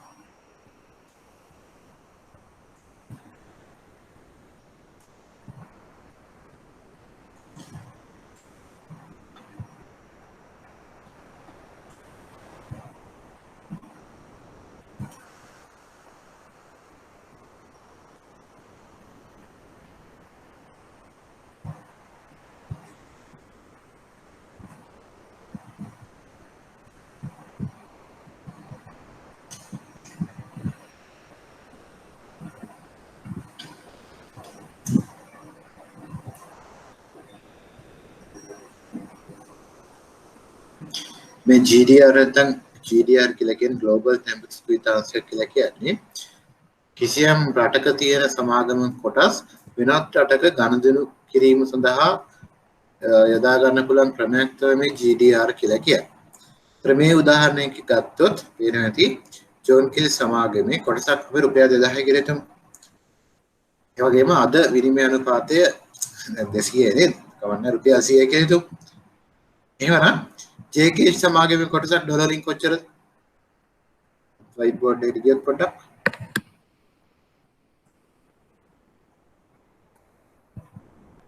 JK සමාගමේ ජෝන් කීස් හොල්ඩින් කියලා ගමු.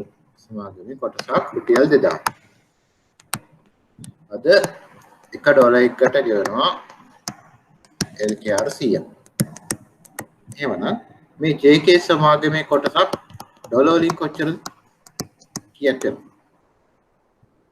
රුපියල් වලින් 2000යි ඩොලර් වලින් නම් කොච්චරක් වෙනවද? එහෙම නැත්නම් එක කොටසක් ගන්න ඩොලර්ස් කොච්චරක් ඕනේ? වෙනත් විදිහෙන් හවුද මේ ප්‍රශ්න.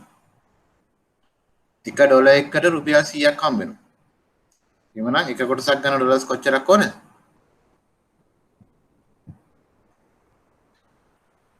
අද විනිමය අනුපාතය $1 එකට රුපියල් 100යි.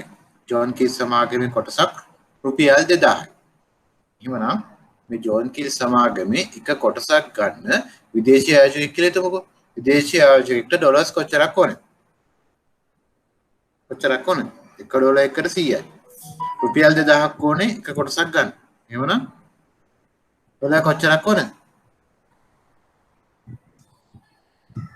ඩොලර් කොච්චරක් ඕනේ?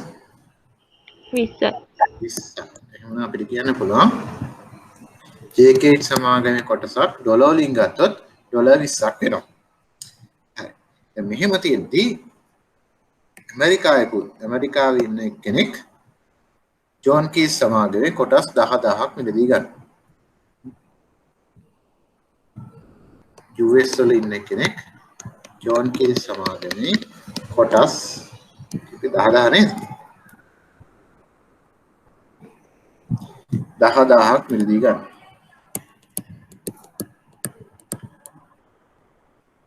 එවනම් යාර ඩොලර්ස් කොච්චරක් ඕනද?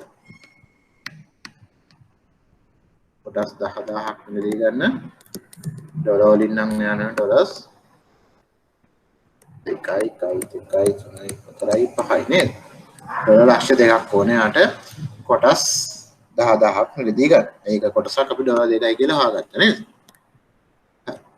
ඉතින් මොකද කරන්නේ? මේ කොටස් 10000 මිලදී අරගෙන මේ ඇමරිකාව වල ඉන්නේ. ඒතර ඇමරිකාවේදී යා මේ කොටස් 10000ක් මිලදී අරගෙන මේ කොටස් 10ට 1 අනුපාතයේදී 10ට 1 අනුපාතයට US වල නිකුත් කරනවා. ආයිෂු කරනවා.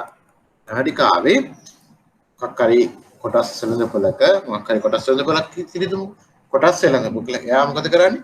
අර මෙයා මිලදී ගත්ත කොටස් 10000 10ට 1 අනුපාතය යටතේ US වල විකුණනවා.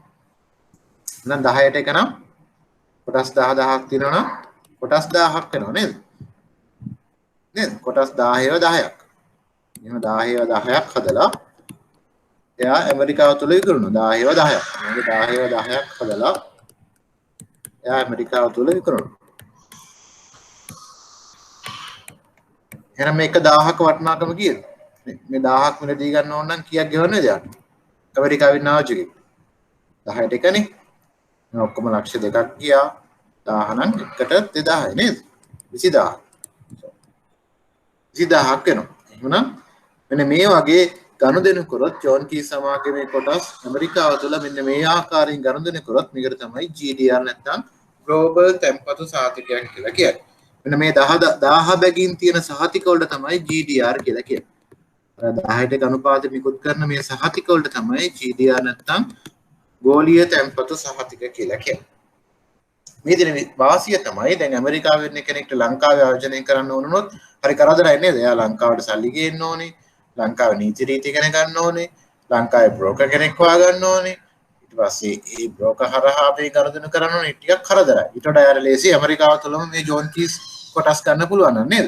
ඒ පහසුකම සැලසීම සඳහා තමයි මේ ගෝලීය තැන්පතු සහතික කියන එක හදලා තියෙන්නේ. ඒතරට පුළුවන් ලංකාවට එන්න නැතුව ඇමරිකාව තුළම මේ GDR එකක් මගින් ජෝන් කීස් සමාගමේ කොටස් මිලදී ගන්න. පැහැදිලිද?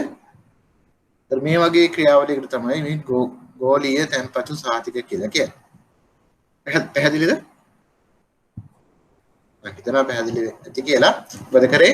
ඇමරිකාවේ පුද්ගලෙක් ඇවිල්ලා ලංකාවේ ජෝන් කී සමාගමේ කොටස් 10000ක් මිලදී ගත්තා.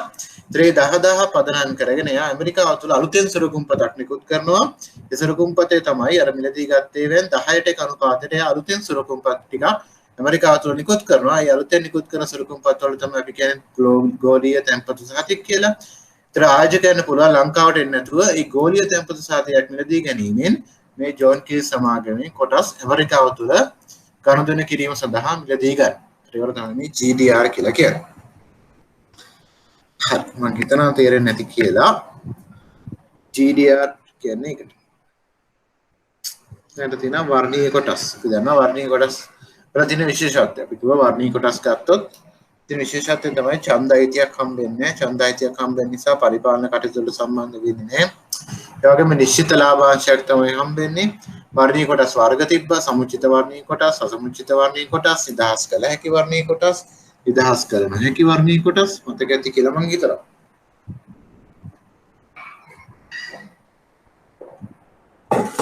ඊළඟ ගත්තොත් වර්ණීය කොටස් නිකුත් කිරීමේ වාසි. මෙන්න මේක එක්සෑම් එකේ හො. මොනවාද මේ වාසි? වර්ණීය කොටස් නිකුත් කිරීම. දැන් තියෙන සමාගම් පැත්තෙන් ගත්තොත් ස්ථිර ලාභාංශයක් ගෙවන්න. ස්ථිර ලාභාංශයක් ගෙවන නිසා සමාගමේ ලාභ වැඩි වුණා කියලා වැඩිපුර ලාභාංශ ගෙවීමේ අවශ්‍යතාවයක් නැහැ. ඒ වගේම මේ වර්ණීය කොටස් හිමියන්ට ඡන්ද අයිතිය හම්බ වෙන්නේ නැති නිසා සමාගමේ පරිපාලන කටයුතු වලට සම්බන්ධ වෙන්නේ නැහැ. ඊළඟට නිදහස් කළ හැකි වර්ණීය කොටසක් නම් අවශ්‍ය කාලයට ප්‍රාග්ධන රැස් කරගෙන අනවශ්‍ය කාලෙදී නිදහස් කරලා දාන්න පුළුවන්. ඒ වගේම අසමුච්චිත වර්ණීය කොටස් නිකුත් කරොත් හිඟ ලාභාංශ ගෙවීමේ අවශ්‍යතාවයකුත් නැහැ. මේවා තමයි වර්ණීය කොටස් නිකුත් කිරීමේ තියෙන වාසි. අවාසි ගත්තොත් වර්ණීය කොටස් නිකුත් කිරීම සඳහා වියදමක් දරන්න වෙනව නේද? කොටස් නිකුත් කරද්දී අපි දන්නවා සංස්ථා ප්‍රකාශනයක් හදන්න ඕනේ, ආයෝජන බැංකුවක් හොයාගන්න ඕනේ. නේද? ඒ වගේම තරවුකරුවෙක් හොයාගන්න ඕනේ. ලෝයස්ලා හොයාගන්න ඕනේ. මේ වගේ විවිධ වියදම් තියෙනවා වර්ණීය කොටස් නිකුත් කරන්න ගියොත්. ඒතර අධික වියදමක් තියෙනවා. අනිත් අවාසිය තමයි දැන් අපි සමාගම් පැත්තෙන් ගත්තොත් අපි දන්නවා ණයක් නිකුත් කරොත් ණයට අපි ගෙවන්නේ පොලිය කියන එක අපිට පුළුවන් බදු ගෙවද්දී අඩු කරගන්න. නමුත් වර්ණීය කොටස් වලට ගෙවන ලාභාංශ බදු ගෙවද්දී අඩු කරගන්න බෑ නේද? ඒත් මේ වගේ අවාසි තියෙන වර්ණීය කොටස් නිකුත් කිරීම.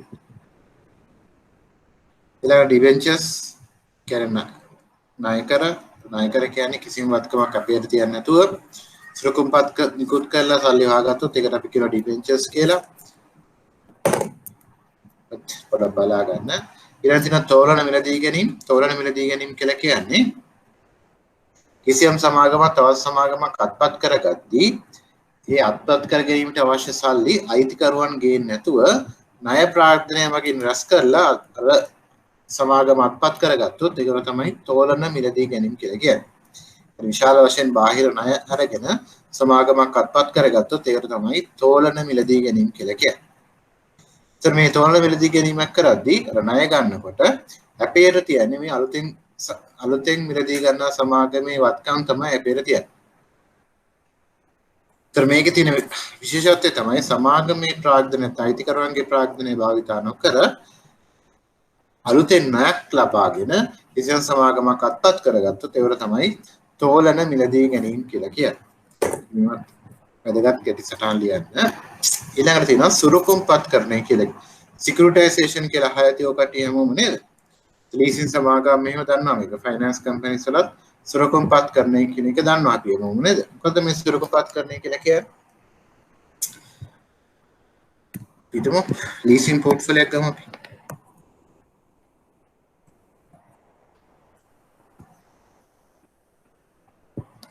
ලීසින් පෝර්ට්ෆෝලියෝ එකක් ගත්තොත් යනවා කේ මුදල් ප්‍රවාහයක් තියෙනවා නේද? 3යි 4යි 5යි අනාගතේ මුදල් ප්‍රවාහයක් තියෙනවා 10000 කියලා 10000 හම්බෙනවා කියන අනාගතේ ලීසින් පෝර්ට්ෆෝලියෝ එකේ. මේ ලීසින් පෝර්ට්ෆෝලියෝ එක ගත්තොත් අවුරුදු 6කින් ඉවර වෙනවා. ඒතර රුපියල් 6000ක් හම්බෙන්න තියෙනවා. උදාහරණයකට ගමුකෝ. ඒතර පේන ඇති මේ ව්‍යාපාරයට ලීස් එකක් දුන්නොත් අදාළ මූල්‍ය සමාගමට අදාළ මුළු මුදල නැවත ලබා ගැනීම සඳහා අවුරුදු 6ක් බලාගෙන ඉන්න වෙනවා. නමුත් සමාගමන බිස්නස් කරන සල්ලි එපා නේද? නිසා අවුරුදු 6ක් බලාගෙන ඉන්න නැතුව බිස්නස් කරන සල්ලි හොයාගන්න පුළුවන් එක ක්‍රමයක් තමයි මේ පෝර්ට්ෆෝලියෝ එක භාවිතා කරලා සුරකුම්පත් නිකුත් කරන්න පුළුවන්. මොකක් හරි ණය පෝර්ට්ෆෝලියෝ එකක් වෙන්න පුළුවන්, ලීසින් වෙන්න පුළුවන්. ඒ වගේ ණය සම්බන්ධ කලබක් හදලා ඒ කලඹ පදනම් කරගෙන සුරකුම්පත් නිකුත් කරලා සල්ලි හොයාගත්තොත් ඒකට තමයි සුරකුම්පත් කරන්නේ කියලා කියන්නේ. අපි දන්නවා මේ අනාගත මුදල් ප්‍රවාහන අපිට වට්ටම් කරන්න පුළුවන් නේද? වට්ටම් කරලා හම්බෙරන මුදල් ප්‍රවාහනයක් මේක තමයි අපි අලුතෙන් නිකුත් කරන සුරකුම්පතේ වටිනාකම වෙන්නේ. සුරකුම්පත් කරන යටතේ නිකුත් කරන සුරකුම්පතේ වටිනාකම වෙන්නේ මේ අනාගත මුදල් ප්‍රවාහයන් කිසියම් පොලි අනුපාතයකින් වට්ටම් කරාට පස්සේ එන අගයට තමයි මේ අලුතෙන් සුරකුම්පත් නිකුත් කරන්නේ. ඒ වගේ මේ අලුතෙන් නිකුත් කරන සුරකුම්පත් වල සලාකයන් මේ කල්පිරීමේ කාලයන් වලට සමාන කළ තමයි නිකුත් කරන්නේ.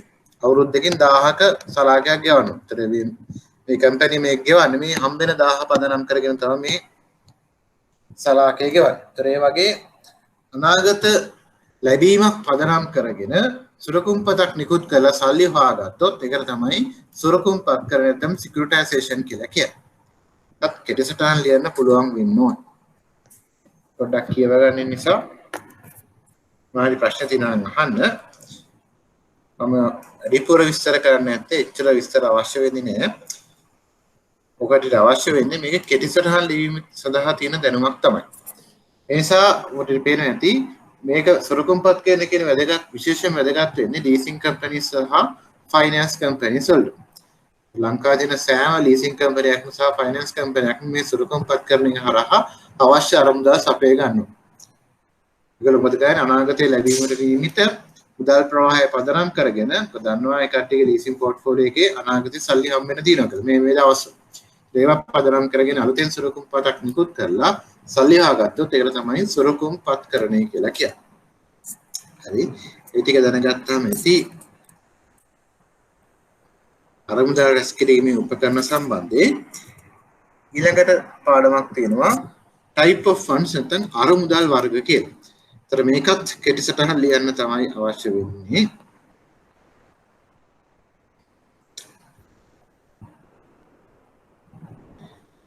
පළවෙනි දේ තමයි mutual funds.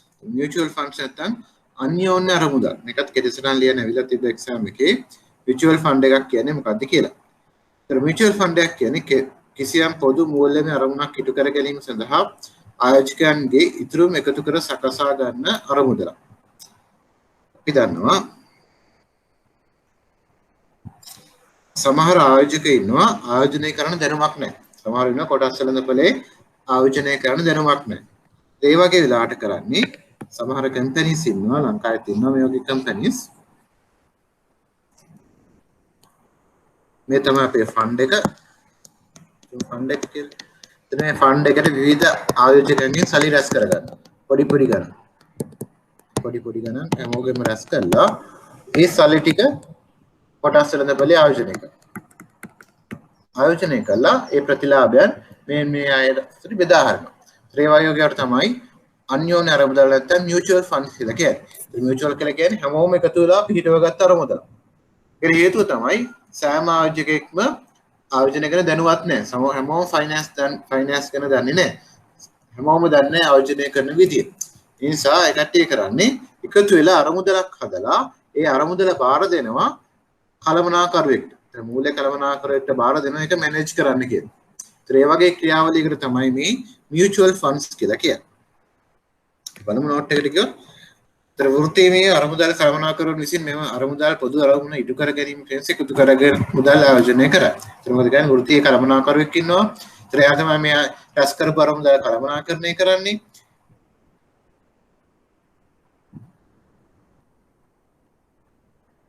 මේ අරමුදල් කළමනාකරුගේ වගකීම තමයි අර කුඩා ආයෝජකයන්ගේ අවශ්‍යතා ඉටු වන පරිදි මුදල් ආයෝජනය කිරීම. අරමුදල් කළමනාකරු ගත්තොත් ඒ අරමුදලේ ශුද්ධවත්කම නැත්නම් ශුද්ධවත්කම දෛනිකව ගණනය කරනවා. ශුද්ධවත්කම බලුවොත් මොකද මේ ශුද්ධවත්කම කියලා කියන්නේ? මේ තමයි මේ ක්‍රියාවලිය. ආයෝජක ඉන්නවා. ආයෝජක සල්ලි දෙනවා අරමුදල් කළමනාකරුට. අරමුදල් කළමනාකරු සුරුකුම් පත්වල මුදල් ආයෝජනය කරනවා. සුරුකුම් පත්වල මුදල් ආයෝජනය කරාම ප්‍රතිලාභ හම්බ වෙනවා. මේ ප්‍රතිලාභ නැවත ආයෝජකයන්ට බෙදා හරිනවා. ඒතර අරමුදල් කළමනාවට තියෙන වාසිය තමයි එයාට මැනේජ්මන්ට් ෆී එකක් හම්බ වෙනවා. මේ කිරීම සඳහා එයා ප්‍රතිලාභයකින් කිසියම් ප්‍රතිශතයක් එයා තියාගන්න. ඒක තමයි යාට තියෙන ලාභය. ශුද්ධවත්කම් කියලා කියන්නේ ව්‍යාපාරයේ තියෙන වත්කම් වලින් වගකීම් අඩු කරලා ඒන උත්තරේ පක්කරි කොටස් ගන්නෙන් බෙදුවොත් ඒකට තමයි ශුද්ධවත්කම් කියලා කියන්නේ.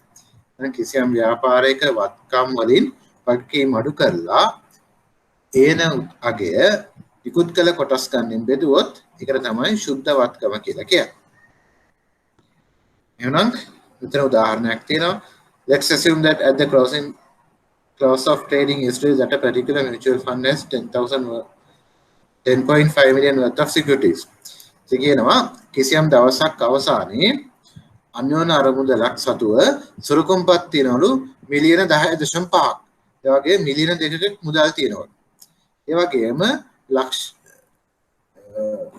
5ක වගකීමුත් තියෙනවලු. ඒතර මේ අරමුදල කොටස් ලක්ෂයක් නිකුත් කරලා තියෙනවලු. අහනවා එහෙමනම් මේ අරමුදලේ ශුද්ධවත්කම් වල අගය කීයද කියලා. හොයන්න බලන්න. පොඩි වෙලාවක් දෙන්න. දැන් මොනවද තියෙන වත්කම්? සුරුකුම්පත් තියෙන මිලියන 10.5ක්, අතති මුදල් තියෙන මිලියන 2ක්, හැබැයි වගකීමක් තියෙනවා ලක්ෂ 5ක. මේ තොරතුරු දීලා අහනවා එහෙමනම් මේ අරමුදලේ අන්‍යෝන්‍ය අරමුදලේ ශුද්ධවත්කම් අගය කීයද කියලා. හොයන්න බලන්න. විනාඩි 2ක් දෙන්න. කිම් බෙදන්න තියෙන්නේ උත්තරය ඇවිල්ලා 12යි නේද? රුපියල් 12යි. ඩොලර් ඉන්දිය ඩොලර් 12යි ශුද්ධවත්කම අගය. ආදරණීය හරිමලේසි නේද? වත්කම් වලින් වත්කීම් අඩු කරලා ඒන උත්තරේ බෙදන්න ඕනේ නිකුත් කර කොටස් ගන්න. එච්චරයි කරන්න තියෙන්නේ. හරි. අන්‍යෝන්‍ය අරමුදල් වර්ග කොටස් දෙකකට බෙදන්න පුළුවන් මියුචුවල් ෆන්ඩ්ස් ප්‍රධාන වශයෙන් විවෘත අරමුදල් සහ සංවෘත අරමුදල් හැටියට කොටස් දෙකකට බෙදන්න පුළුවන්. බලමු මොකද්ද මේ විවෘත අරමුදල් සහ සංවෘත අරමුදල් කියලා මේක එක්සෑම් එකේ ඇහුවා. විවෘත අරමුදල් සහ සංවෘත අරමුදල් අතර තියෙන වෙනස්කම් මොනවද කියලා. ඉංග්‍රීසියෙන් කියන open ended funds සහ close ended funds කියලා. විවෘත funds කියලා කියන්නේ විශාල ආයෝජකයන් පිරිසෙන් යොතු කරගත් මුදල් කළමනාකරුවන් විසින් කොටස් බැඳුම් කර කෙටි කාල මුල සිරුකුම්පත් වෙළඳපොලේ ආයෝජනය කරනවා කියලා කියන. එතනදී විවෘත අන්‍යෝන්‍ය අරමුදලක් ගත්තොත් විශාල වශයෙන් ආයෝජකයෝ ඉන්නවා. ඕනත් ගොඩාක් පිරිසක් ඉන්නවා. ගොඩාක් පිරිසකින් මුදල් රැස් කරලා ඒ රැස් කරපු මුදල් සුරුකුම්පත් වල ආයෝජනය කිරීමක් තමයි විවෘත අරමුදල් වල කරන්නේ. ආයෝජකයන්ට පුළුවන් මේ අරමුදලට මුදල් සපයද්දී අරමුදලේ තියෙන ශුද්ධවත්කම් අගය තියෙනවා නේද? ඒ ශුද්ධවත්කම් අගයට කොටස් මිලදී ගැනීමෙන් අරමුදල් සපයන්න පුළුවන් මේ අරමුදලට. වගේ මේ අරමුදලෙන් අයින් වෙලා යන්න පුළුවන් ශුද්ධවත්කම් අගයට ඒ කොටස් විකුණලා සල්ලි ගන්නත් පුළුවන්. එහෙනම් අරමුදලට මුදල් දෙනකොට ශුද්ධවත්කම් අගයට කොටස් මිලදී ගන්න ඕනේ. අරමුදලෙන් ඉවත් වෙලා යනකොට ශුද්ධවත්කම් අගයට එයා ළඟ තියෙන කොටස් ටික විකුණන්න පුළුවන්. ඒතර මේක තමයි විවෘත අරමුදලක තියෙන විශේෂත්වය තමයි. ඕනම වෙලාවක එන්නත් පුළුවන්, ඕනම වෙලාවක යන්නත් පුළුවන්. එන්නේ කොහොමද? ශුද්ධවත්කම් අගයට කොටස් මිලදී ගැනීමෙන්. යන්නේ කොහොමද? ශුද්ධවත්කම් අගයට කොටස් විකිණීමෙන්. ඒ තමයි විවෘත අරමුදලක තියෙන විශේෂත්වය.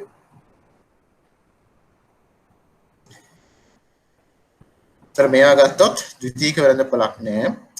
මේ අරමුදල වලට ද්විතීයික වෙළඳපොළක් නෑ. අරමුදලටම තමයි විකුණන්න පුළුවන් වෙන්නේ. ඒ වගේ මේ අරමුදල වලට අසීමිතව ප්‍රාග්ධන රැස් කරන්න පුළුවන්. සීමිතව ප්‍රාග්ධන රැස් කරනවා කියලා කියන්නේ අසීමිතව අරමුදල රැස් කරන්න පුළුවන්. ඕන තරම් ඕන කෙනෙක්ට මේ අරමුදල වලට ඇවිල්ලා සම්බන්ධ වෙන්න පුළුවන්. කොහොම සම්බන්ධ වෙන්නේ? ශුද්ධවත්කම් අගයට කොටස් මිලදී ගැනීම මගින් මේ අරමුදලට ඕනම කෙනෙක්ට ඕනම වෙලාවක එන්න පුළුවන්. ඒ වගේම මේ අරමුදල ගත්තොත් කල්පිරීමේ කාලයක් නැත්නම් නිදහස් කිරීමේ දිනයක් නැහැ. ප්‍රවේශ වීමට බාධාවක් නැහැ. ඕනම කෙනෙක්ට එන්නත් පුළුවන්, ඕනම කෙනෙක්ට යන්නත් පුළුවන්. ඒ වගේම ශුද්ධවත්කම් අගයට තමයි විකිණීම සහ මිලදී ගැනීම සිද්ධ වෙන්නේ. ලෝකේ ගත්තොත් ප්‍රධාන වශයෙන් බොහෝ අරමුදල් විවෘත අරමුදල් හැටියට තමයි තියෙන්නේ. ඊළඟ බලමු සංවෘත. සංවෘත කියන්නේ මේක අනිත් පැත්ත. ඒතර මේ සංවෘත අරමුදලක් ගත්තොත් ස්ථිර අරමුදලක් තමයි තියෙන්නේ. ඒතර මේ අරමුදල වැඩි වෙන්නේ නැහැ. ඒතර ස්ථිර අරමුදලක් ආරම්භයේදී තීරණය කරනවා. ඒ ප්‍රමාණය තමයි නිකුත් ඒ ප්‍රමාණයට හරියන තමයි කොටස් නිකුත් කරන්නේ. ඒගොම අලුතෙන් කොටස් නිකුත් කිරීමක් වෙන්නේ නැහැ මේ ව්‍යාපාරයේ. මුලින් නිකුත් කරන කොටස් ප්‍රමාණය විතරයි තියෙන්නේ. ඒතර මේ කොටස් විකුණනවා නම් අරමුදලට විකුණන්න බෑ, වෙනත් පුද්ගලයෙක් තමයි විකුණන්න වෙන්නේ. සාමාන්‍ය ඩයලොග් ෂෙයා එකක් ගත්තා වගේ තමයි නේද? සංවෘත අරමුදලක් ගත්තොත් ඩයලොග් ෂෙයා එකක් ගත්තා වගේ තමයි. ඒක ආපහු ගිහලා ඩයලොග් එක විකුණන්න බෑ. ඔයාලට ඕනනම් පුළුවන් වෙනත් ආයෝජකයෙක්ට විකුණන්න. ඒ වගේ තත්ත්වයක් තමයි සංවෘත අරමුදලක තියෙන්නේ. එහෙනම් විවෘත සහ සංවෘත අරමුදල තියෙන ප්‍රධාන වෙනස්කම් මොනවද? ප්‍රධාන වෙනස්කම තමයි විවෘත අරමුදලක් ගත්තොත් විශාල වශයෙන් ආයෝජක ප්‍රමාණයක් ඉන්නවා. සංවෘත අරමුදලක් ගත්තොත් ආයෝජකයන් ප්‍රමාණය සීමා සහිතයි. විවෘත අරමුදලක් ගත්තොත් ඕනෑම පුද්ගලයෙක්ට එන්නත් පුළුවන්, ඕනෑම පුද්ගලයෙක්ට යන්නත් පුළුවන්. නමුත් සංවෘත අරමුදලක් ගත්තොත් ආයෝජකයන් ප්‍රමාණය නිශ්චිත නිසා ආරම්භයේ ඉන්න ආයෝජකයන් ප්‍රමාණය තමයි ඉන්නේ. ආරම්භයේ ඉන්න ආයෝජකයන් ප්‍රමාණය විතරයි කොටස් නිකුත් කිරීමක් සිද්ධ වෙන්නේ. ඒතර අලුතෙන් කොටස් නිකුතක් සිද්ධ වෙන්නේ නැහැ සංවෘත අරමුදලක. මේ සංවෘත අරමුදලක් ගත්තොත් විකුණනවා නම් විකුණන්න වෙන්නේ වෙනත් ආයෝජකයෙක්ට විතරයි. නමුත් විවෘත අරමුදලක් ගත්තොත් අදාළ අරමුදලටම මේ කොටස් ටික විකුණන්න පුළුවන්. ඒක තමයි මේ දෙකේ තියෙන ප්‍රධාන වෙනස්කම්. චුට්ටක් බලා ගන්න. يعني hedge funds කියලා එකක් තියෙනවා. hedge funds ප්‍රධාන වශයෙන් කරන්නේ ආරක්ෂිත අරමුදල් කියලා කියනවා. ඒතර මේ hedge funds ඇති කරන්නේ අවම කිරීම සඳහා තමයි hedge funds ඇති කරගන්නේ. hedge funds කියන එක exam වලට අවශ්‍ය නැහැ. exam වලට අවශ්‍ය වෙන්නේ mutual funds කියන එක තමයි exam එකේ අහලා තිබ්බා. hedge funds කියන එක බලා ගන්න ඕනේ අවශ්‍යතාවයක් නැහැ. හැබැයි අපිට අවශ්‍ය වෙනවා විශ්‍රාම අරමුදල් කියන්නේ මොනවද කියලා දැනගන්න. ඒතර විශ්‍රාම වැටුප් අරමුදල් කියලා කියන්නේ කිසියම් පුද්ගලයෙක් කිසියම් කාලයක් වැඩ කරාට පස්සේ රස්සාවෙන් අයින් වුණාට පස්සේ එයාට ආදායමක් ලැබෙන මාර්ගයක් ඇති කර ගැනීම තමයි විශ්‍රාම වැටුප් අරමුදලක අරමුණ. ඒතර විශ්‍රාම වැටුප් අරමුදල් ගත්තොත් ප්‍රධාන වශයෙන් කොටස් දෙකක් තියෙනවා. නිශ්චිත දායකත්ව අරමුදල් සහ නිශ්චිත ප්‍රතිලාභ අරමුදල් හැටියට කොටස් දෙකක් තියෙනවා. බලමු මේ මොකක්ද කියලා. අපි කියන pension funds කියලා ආදායන pensions නේද? pension schemes. අපි ගත්තොත් pension funds ගත්තොත් කොටස් දෙකයි. එකක් නිශ්චිත දායකත්ව සහ නිශ්චිත ප්‍රතිලාභ.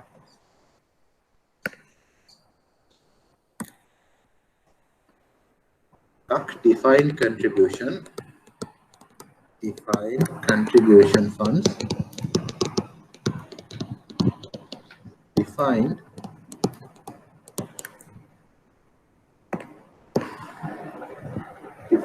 benefit fund, benefit plan කියලා කියනවා. fund කියලා කියනවා. මේකට අපි කියන නිශ්චිත දායකත්ව අරමුදල්.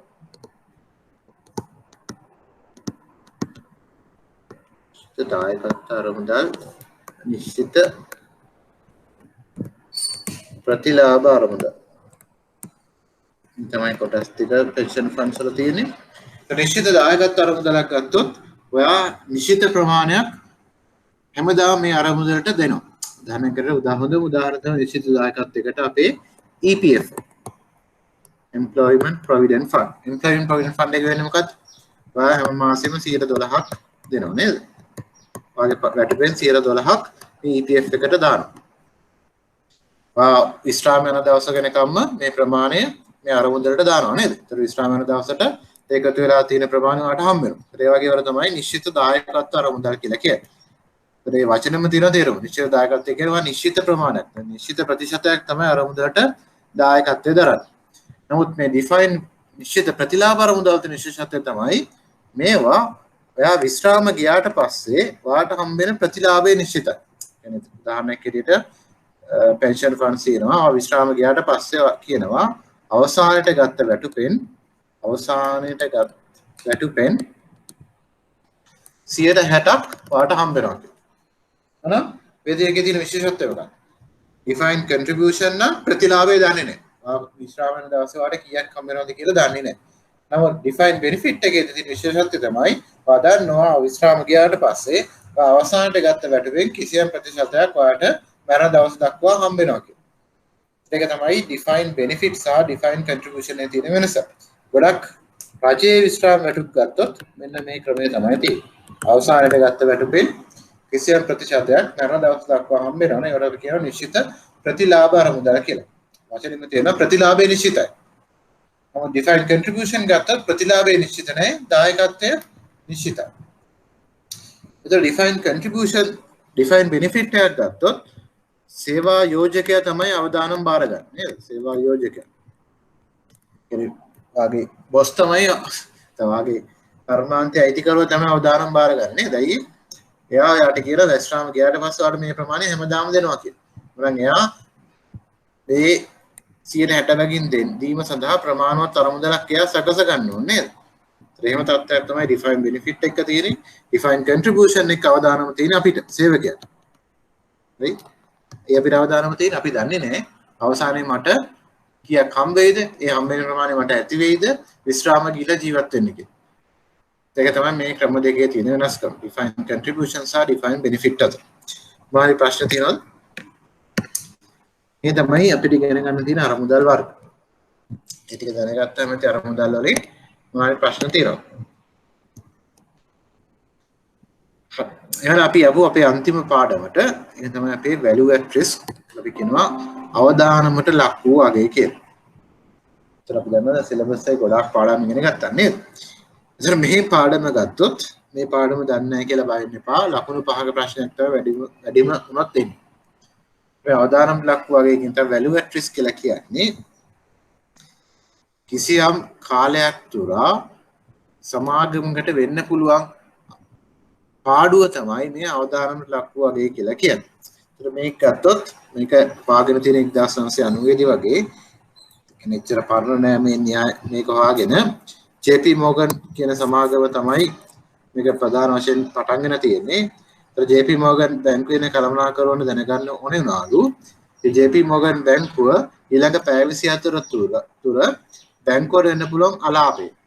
يعني තනි අගයක් හැටියට දැනගන්න ඕන වල හැමදාම හවසට 4යි කාලේ. ඒ නිසා මේකට 4යි කාලේ වார்த்தාව කියලාත් කියනවා. යඩයක් ඉන්න. ඒතර මේකට අපි කියනවා 4යි කාලේ වார்த்தාව කියලා. ඒකට හේතුව තමයි JP Morgan බැංකුවේ හැමදාම අවසන් 4යි කාලට මේ වார்த்தාව කළමනාකරවන්න ඕනේ නෝල්. ඒතර මේ මේකට අපි ඉංග්‍රීසියෙන් කියන value at risk එකක් කෙටියෙන් හඳුන්වනවා වා කියලා. ඒතර වා කියලා කියන්නේ කිසියම් වත්කම් වලින් සමන්විත ආයෝජන කළඹක අවදානම සංක්ෂිප්තව සාරාංශගතව තනි අගයක් ලෙස ප්‍රකාශ කරොත් ඒක තමයි වා කියලා කියන්නේ. ඒතර මේ අනාගතය ගැන අවදානමක් නේ කියන්නේ. ඒතර අනාගතය අපිට කාටවත් නිශ්චිතව කියන්න බෑ. අපි දන්න අනාගතය ගැන ප්‍රකාශ කරද්දී නිශ්චිතව කියන්න බැරි නම් අපි භාවිතා කරනවා සම්භාවිතාවය කියලා නේද? එහෙනම් අපිට මේ අවදානම කියන්න පුළුවන් වෙන්නේ කිසියම් සම්භාවිතාවයකින් යුතුව. ඒතර වා කියන එක අර්ථ දැක්වුවොත් වා වලින් කියන්නේ කිසියම් කාල පරිච්ඡේදයක් පුරා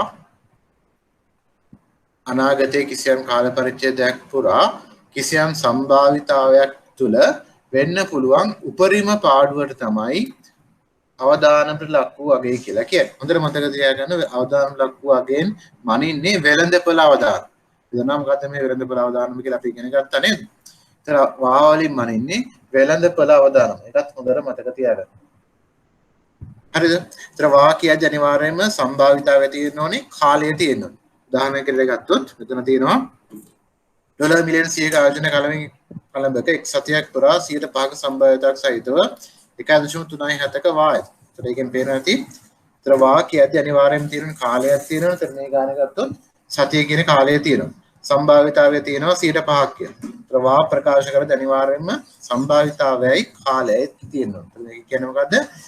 105ක සම්භාවිතාවයක් තියෙනවා මේ බැංකුවේ පාඩුව 101.37ක් වෙන්න ඊළඟ සතියේ. ඒතර ඒක තමයි වා වලින් කියන්නේ.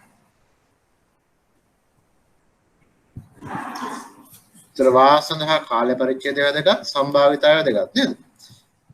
ඒතර බොහෝ විට සම්භාවිතාවය කියන්නේ 101ත් 5ක් තමයි සම්භාවිතාවෙන් භාවිතා කරන්නේ. ඒක වා සඳහා අපිට අවශ්‍ය නම් ප්‍රමත වක්‍රය කියන එකක් ඉගෙන ගත්ත ප්‍රමත වක්‍රය නේද? දැන් අපි හිතනවා මේ වගේ හැඩයක් තියෙන එකට තමයි ප්‍රමත වක්‍රය කියලා කියන්නේ. ඒක වා කියන්නේ මෙන්න මේ කොටස. කොටසට නෙවෙයි මෙන්න මේ ප්‍රමාණයට. මෙන්න මෙතන තියෙන අගයර තමයි වා කියලා කියන්නේ. ඒතර මේක 105ක් නම් මෙතන 95යි නේද?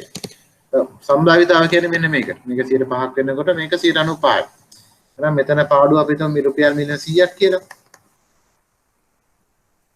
ඒතර මෙන්න මේ අගයර තමයි වා කියලා කියන්නේ. ඒතර මේ සමාගමේ පාඩුව රුපියල් මිලියන 100ට වඩා වැඩි වෙන්නත් පුළුවන් 100ට වඩා අඩු වෙන්නත් පුළුවන් නේද? ඒතර 100ට වඩා වැඩි වීමේ සම්භාවිතාවය 105යි 100ට මිලියන 100ට වඩා අඩු වීමේ සම්භාවිතාවය 95යි. ඒතර ඒ විදිහට තමයි වා ප්‍රකාශ කරන්නේ. එච්චර දුරට අවශ්‍ය වෙන්නේ නැහැ. අතරම වා කියන එකේ අවශ්‍ය නිර්වචනය විතරයි. වා නිර්වචනය කරොත් වා කියලා කියන්නේ කිසියම් සමාගමක කිසියම් අනාගත කාල පරිච්ඡේදයක කිසියම් සම්භාවිතාවයකින් යුතුව වෙන්න පුළුවන් උපරිම පාඩුවට තමයි වා කියලා කියන්නේ. වා වලින් මනින්නේ වෙළඳ පොළ අවදානම. ඔය ටික දැනගත්තාම හොඳට මෙති වා සම්බන්ධයෙන් එන වා කියන්නේ මොකද්ද? කිසියම් කාල පරිච්ඡේදයක් පුරා කිසියම් සම්භාවිතාවකින් යුතුව සමාගමේ ආයතන කලඹකට වෙන්න පුළුවන් උපරිම පාඩුවට තමයි වා කියලා කියන්නේ. වා වලින් ගණනය කරන්නේ ව්‍යාපාරයේ තියෙන වෙළඳ පොළ අවදානම. ඒතර වා ගණනය කරන විවිධ ක්‍රම තියෙනවා. ඒවා එක්සෑම් එකට අවශ්‍ය වෙන්නේ නැහැ. ඒ නිසා අපි ටික නොකර ඉමු. වා හොයන ලේසි ක්‍රමයක් තියෙනවා. අපි ඒක විතරක් ඉගෙන ගමු. ඓතිහාසික ක්‍රමය වා හොයන ක්‍රම තුනක් තියෙනවා. විශ්ලේෂණාත්මක වා ක්‍රමය, මොන්ටි කාලෝ වා ක්‍රමය සහ ඓතිහාසික ක්‍රමය කියලා ක්‍රම තුනක් තියෙනවා. අපි ඓතිහාසික ක්‍රමය විතරක් ඉගෙන ගමු. මොකද එක්සෑම් එකට ගානක් આવොත් එන්න පුළුවන් මේ ඓතිහාසික වා ක්‍රමයෙන්.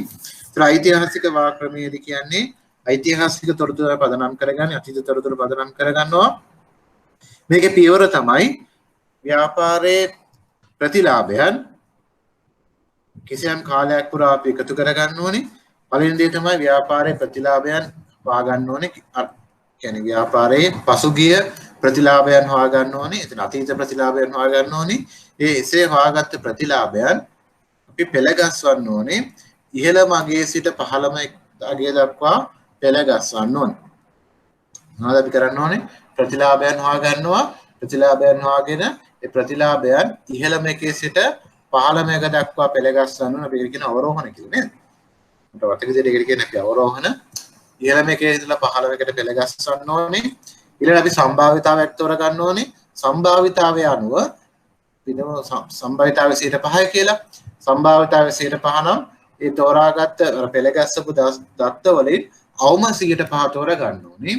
ඒතර වා කියලා කියන්නේ එසේ තෝරාගත්ත දත්ත වලින් ඉහළම අගයට තමයි වා කියලා කියන්නේ. එවනම් පියවර මොකක්ද? ඓතිහාසික ක්‍රමය. ඒක එක්සෑම් එකේ අහන්න පුළුවන්. ඓතිහාසික වා ක්‍රමයේ පියවර මොනවද කියලා. පියවර තමයි සමාගමේ ප්‍රතිලාභයන් හොයාගන්න ඕනේ. ඊට පස්සේ ප්‍රතිලාභයන් ඉහළම එකේ සිට පහළම එක දක්වා පෙළගස්වන්න ඕනේ. සම්භාවිතාවය අනුව පහළම ටිකක් තෝරගන්න ඕනේ. අපිටම 105ක සම්භාවිතාවයක් නම් එසේ පෙළගස්සපු දත්ත වලින් අවම 105ක් තෝරගන්න ඕනේ. වා කියලා කියන්නේ එසේ තෝරාගත්ත දත්ත වලින් ඉහළම අගයට තමයි වා කියලා කියන්නේ. බලමු උදාහරණයක් අරගෙන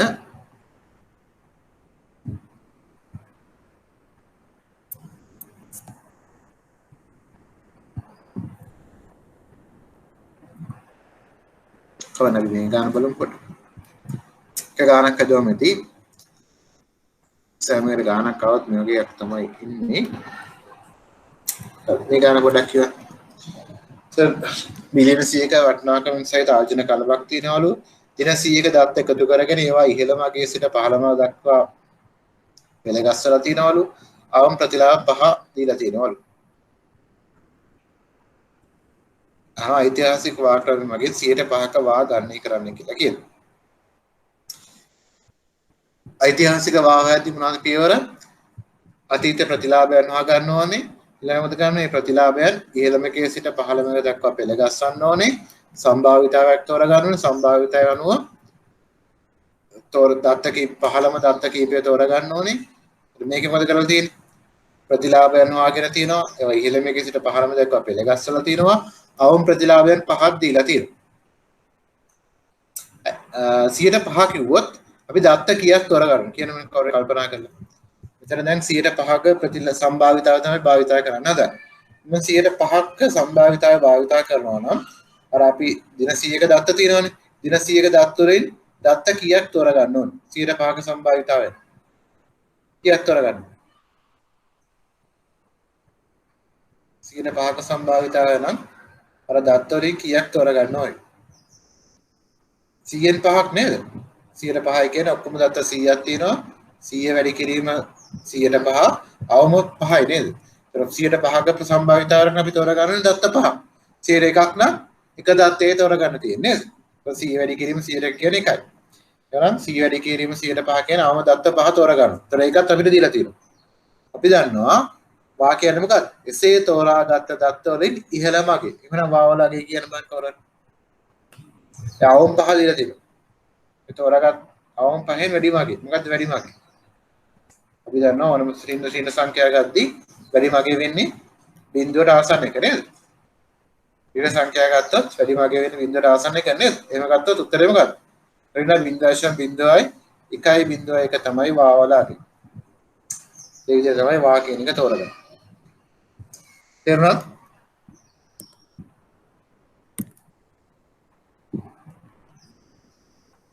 මේ අන්තිමට තියෙන ඍණ 0.01 තමයි වාවල අගය වෙන්නේ. තේරුණාද? එක්සෑම් එකට අහුවොත් අහන්නේ මේ ඓතිහාසික වාක්‍රමය. ඒ ඓතිහාසික වාක්‍රමය මොකද කරන්නේ? අතීත දත්ත තෝරගන්න ඕනේ. අතීත දත්ත මත ගන්න ඕනේ. ඉහළම එකේ සිට පහළම එක දක්වා තෝරගන්න ඕනේ. ඊළඟ සම්භාවිතාවය අනුව අවම 105 හෝ අවම 101 තෝරගන්න ඕනේ. එසේ තෝරාගත් අගයන්ගෙන් ඉහළම අගයට තමයි වා කියලා කියන්නේ. හරි. මම හිතනවා දැන් ඓතිහාසික වාක්‍රමය අමුටම හදන්න පුළුවන් කියලා. හරි. එහෙනම් අවදානම් ගන්න කිරීම යටතේ අවදානම් ලක්ව අගයේ යටතේ ඒ ටික දැනගත්තාම ඇති. මොනවා හරි ප්‍රශ්න තියෙනවා. අපි අන්තිම පාඩම තමයි අපි කරේ. මොනවා හරි ප්‍රශ්න තියෙනවා. මම මේ අන්තිම පාඩම් ටික ඉක්මනින් වගේ කරේ එක්සෑම් වලදී ඉච්චරම වැදගත්කමක් නැහැ. වැඩි වුණොත් ලකුණු 5ක් හෝ 10ක් තමයි එන්නේ. දැන් පාස් පේපර්ස් බැලුවද හැමෝම? දැන් හැමෝටම කරන්න පුළුවන් නේද පාස් පේපර්ස්? නේද? ඒත් අපේ සිලබස් එක යටතේ උච්චර තමයි ඉගෙන ගන්න තියෙන්නේ. මම හිතන්නේ සිලබස් එකෙන් 100ම නැතත් 95ක් විතර වගේ ආවරණය කරලා තියෙන්නේ. 105 කියනම දන්නේ එක්සැමින මොන පැති වලින් අහයිද කියලා නේද? අපි දන්නේ නැහැ නේද? සමහර ඒවා සිලබස් එකේ නැති දේවලුත් අහන්න පුළුවන්. සමහර වෙලාවට වර්තමාන වෙළඳපොලේ වෙන දේවල් වලින් ප්‍රශ්න අහන්න පුළුවන්. විශේෂයෙන් මේ දවස්වල දේවල් පොඩ්ඩක් විශේෂයෙන් බලා ගන්න. මේ දවස්වල තමයි මම දන්න විදිහට එක්සෑම් පේපර් එක හදන කාලේ. නිසා මේ දවස්වල වෙළඳපොලේ වෙන දේවල් පොඩ්ඩක් හොඳින් බලා ගන්න. මේ දවස්වල මහ බැංකුව try කරනවා නේද? බංග්ලාදේශයෙන් සොප් එකකට යන්න, චීනෙත් එක්ක සොප් එකකට යන්න නේද? ආරම්භ රැස් කිරීම සඳහා. එහෙම වුණොත් මොකද වෙන්න පුළුවන් දේවල් පොඩ්ඩක් සැලකිලිමත් වෙන්න. ඒ වගේම දැන් විදේශ විනිමය විශාල වශයෙන් අප්‍රමාණ වෙනවා නේද? විදේශ විනිමය අනුපාතය 200ක් පැනලා ගිහලා නේද? ඒ එහෙම වුණාම වෙළඳපොලේ වෙන්න පුළුවන් දේවල්. මොනවද වෙන්න පුළුවන්? විනිමය අනුපාතය අප්‍රමාණ වීම නිසා අපි විදේශයේ ආනයනය කරන භාණ්ඩ වල මිල ගණන ඉහළ යන්න පුළුවන් නේද? නේද? බොර තෙල් මිල ගණන ඉහළ යන්න ඕනේ. පරිප්පු වල මිල ගණන ඉහළ යන්න ඕනේ නේද? නිසා සමහර විට උද්දමනය ඇති වෙන්න පුළුවන්. උද්දමනය ඇති වෙන්න පුළුවන් නිසා අනාගතයේ පොලිය අනුපාත ඉහළ යාමට වැඩි ඉඩ කඩක් තියෙනවා. නිසා නායකයම ගන්න හිතන් ඉන්නවා මේ දවස් තමයි නායක ගන්න හොඳම කාලය. අනාගතයේ ආපහු පොලිය අනුපාතික ඉහළ යන්න තියෙන chance එක වැඩි. වගේම ඔකට මුදල් ආයෝජනය කරන්න හිතන් ඉන්නවා නම් දිගු කාල තැන්පතු දාන්න එපා. මොකද අනාගතයේ පොලිය අනුපාතික ඉහළ යන්න තියෙන chance එක වැඩි. සා ඉගෙන පොඩ්ඩක් සැලකිලිමත් වෙන්න. ඒ වගේ ප්‍රශ්න අහන්න පුළුවන් එක්සෑම් එකට. දැන් මම කිව්වා වර්තමාන වෙළඳපොළ තත්ත්වය මත නේ. ඒ වගේ දේවල් එක්සෑම් එකේ අහන්න පුළුවන්. ඒත් එක්සෑම් එක අමාරු නෑ. මොටම් පාස් වෙන්න පුළුවන්. අනිවාර්යයෙන්ම අන්තිම එක්සෑම් පේපර්ස් 5ක් කරන්න. ඒක බොහෝ ගණන් අපි පන්තියේදීම කතා කරලා අවසන් කරලා තියෙන්නේ. මම පාස් පේපර්ස් කරන්නත් එකයි හේතුව තමයි මේ පාස් පේපර්ස් වල තියෙන ගණන් තමයි අපි උදාහරණයක් සාකච්ඡා කරේ. පාඩම කරගෙන යනකොට. බොහෝ පාස් පේපර්ස් වලින් අඩුම ගන්න 80ක් විතර පන්තියේදී දැන්ටවත් හදලා ඉවරයි. සාපව ඒව ටික හදලා බලන්න ඒ නැති පාස් පේපර්ස් වලින් ලේසියෙන්ම ලකුණු 80ක් 90ක් හැමෝටම ගන්න පුළුවන්. ඒක චුට්ටක් බලන්න චුට්ටක් මහන්සි වෙන්න ඕනේ. මොකද ෆයිනෑන්ෂල් මැනේජ්මන්ට් කියන්නේ ටිකක් අලුත් සබ්ජෙක්ට් එකක්.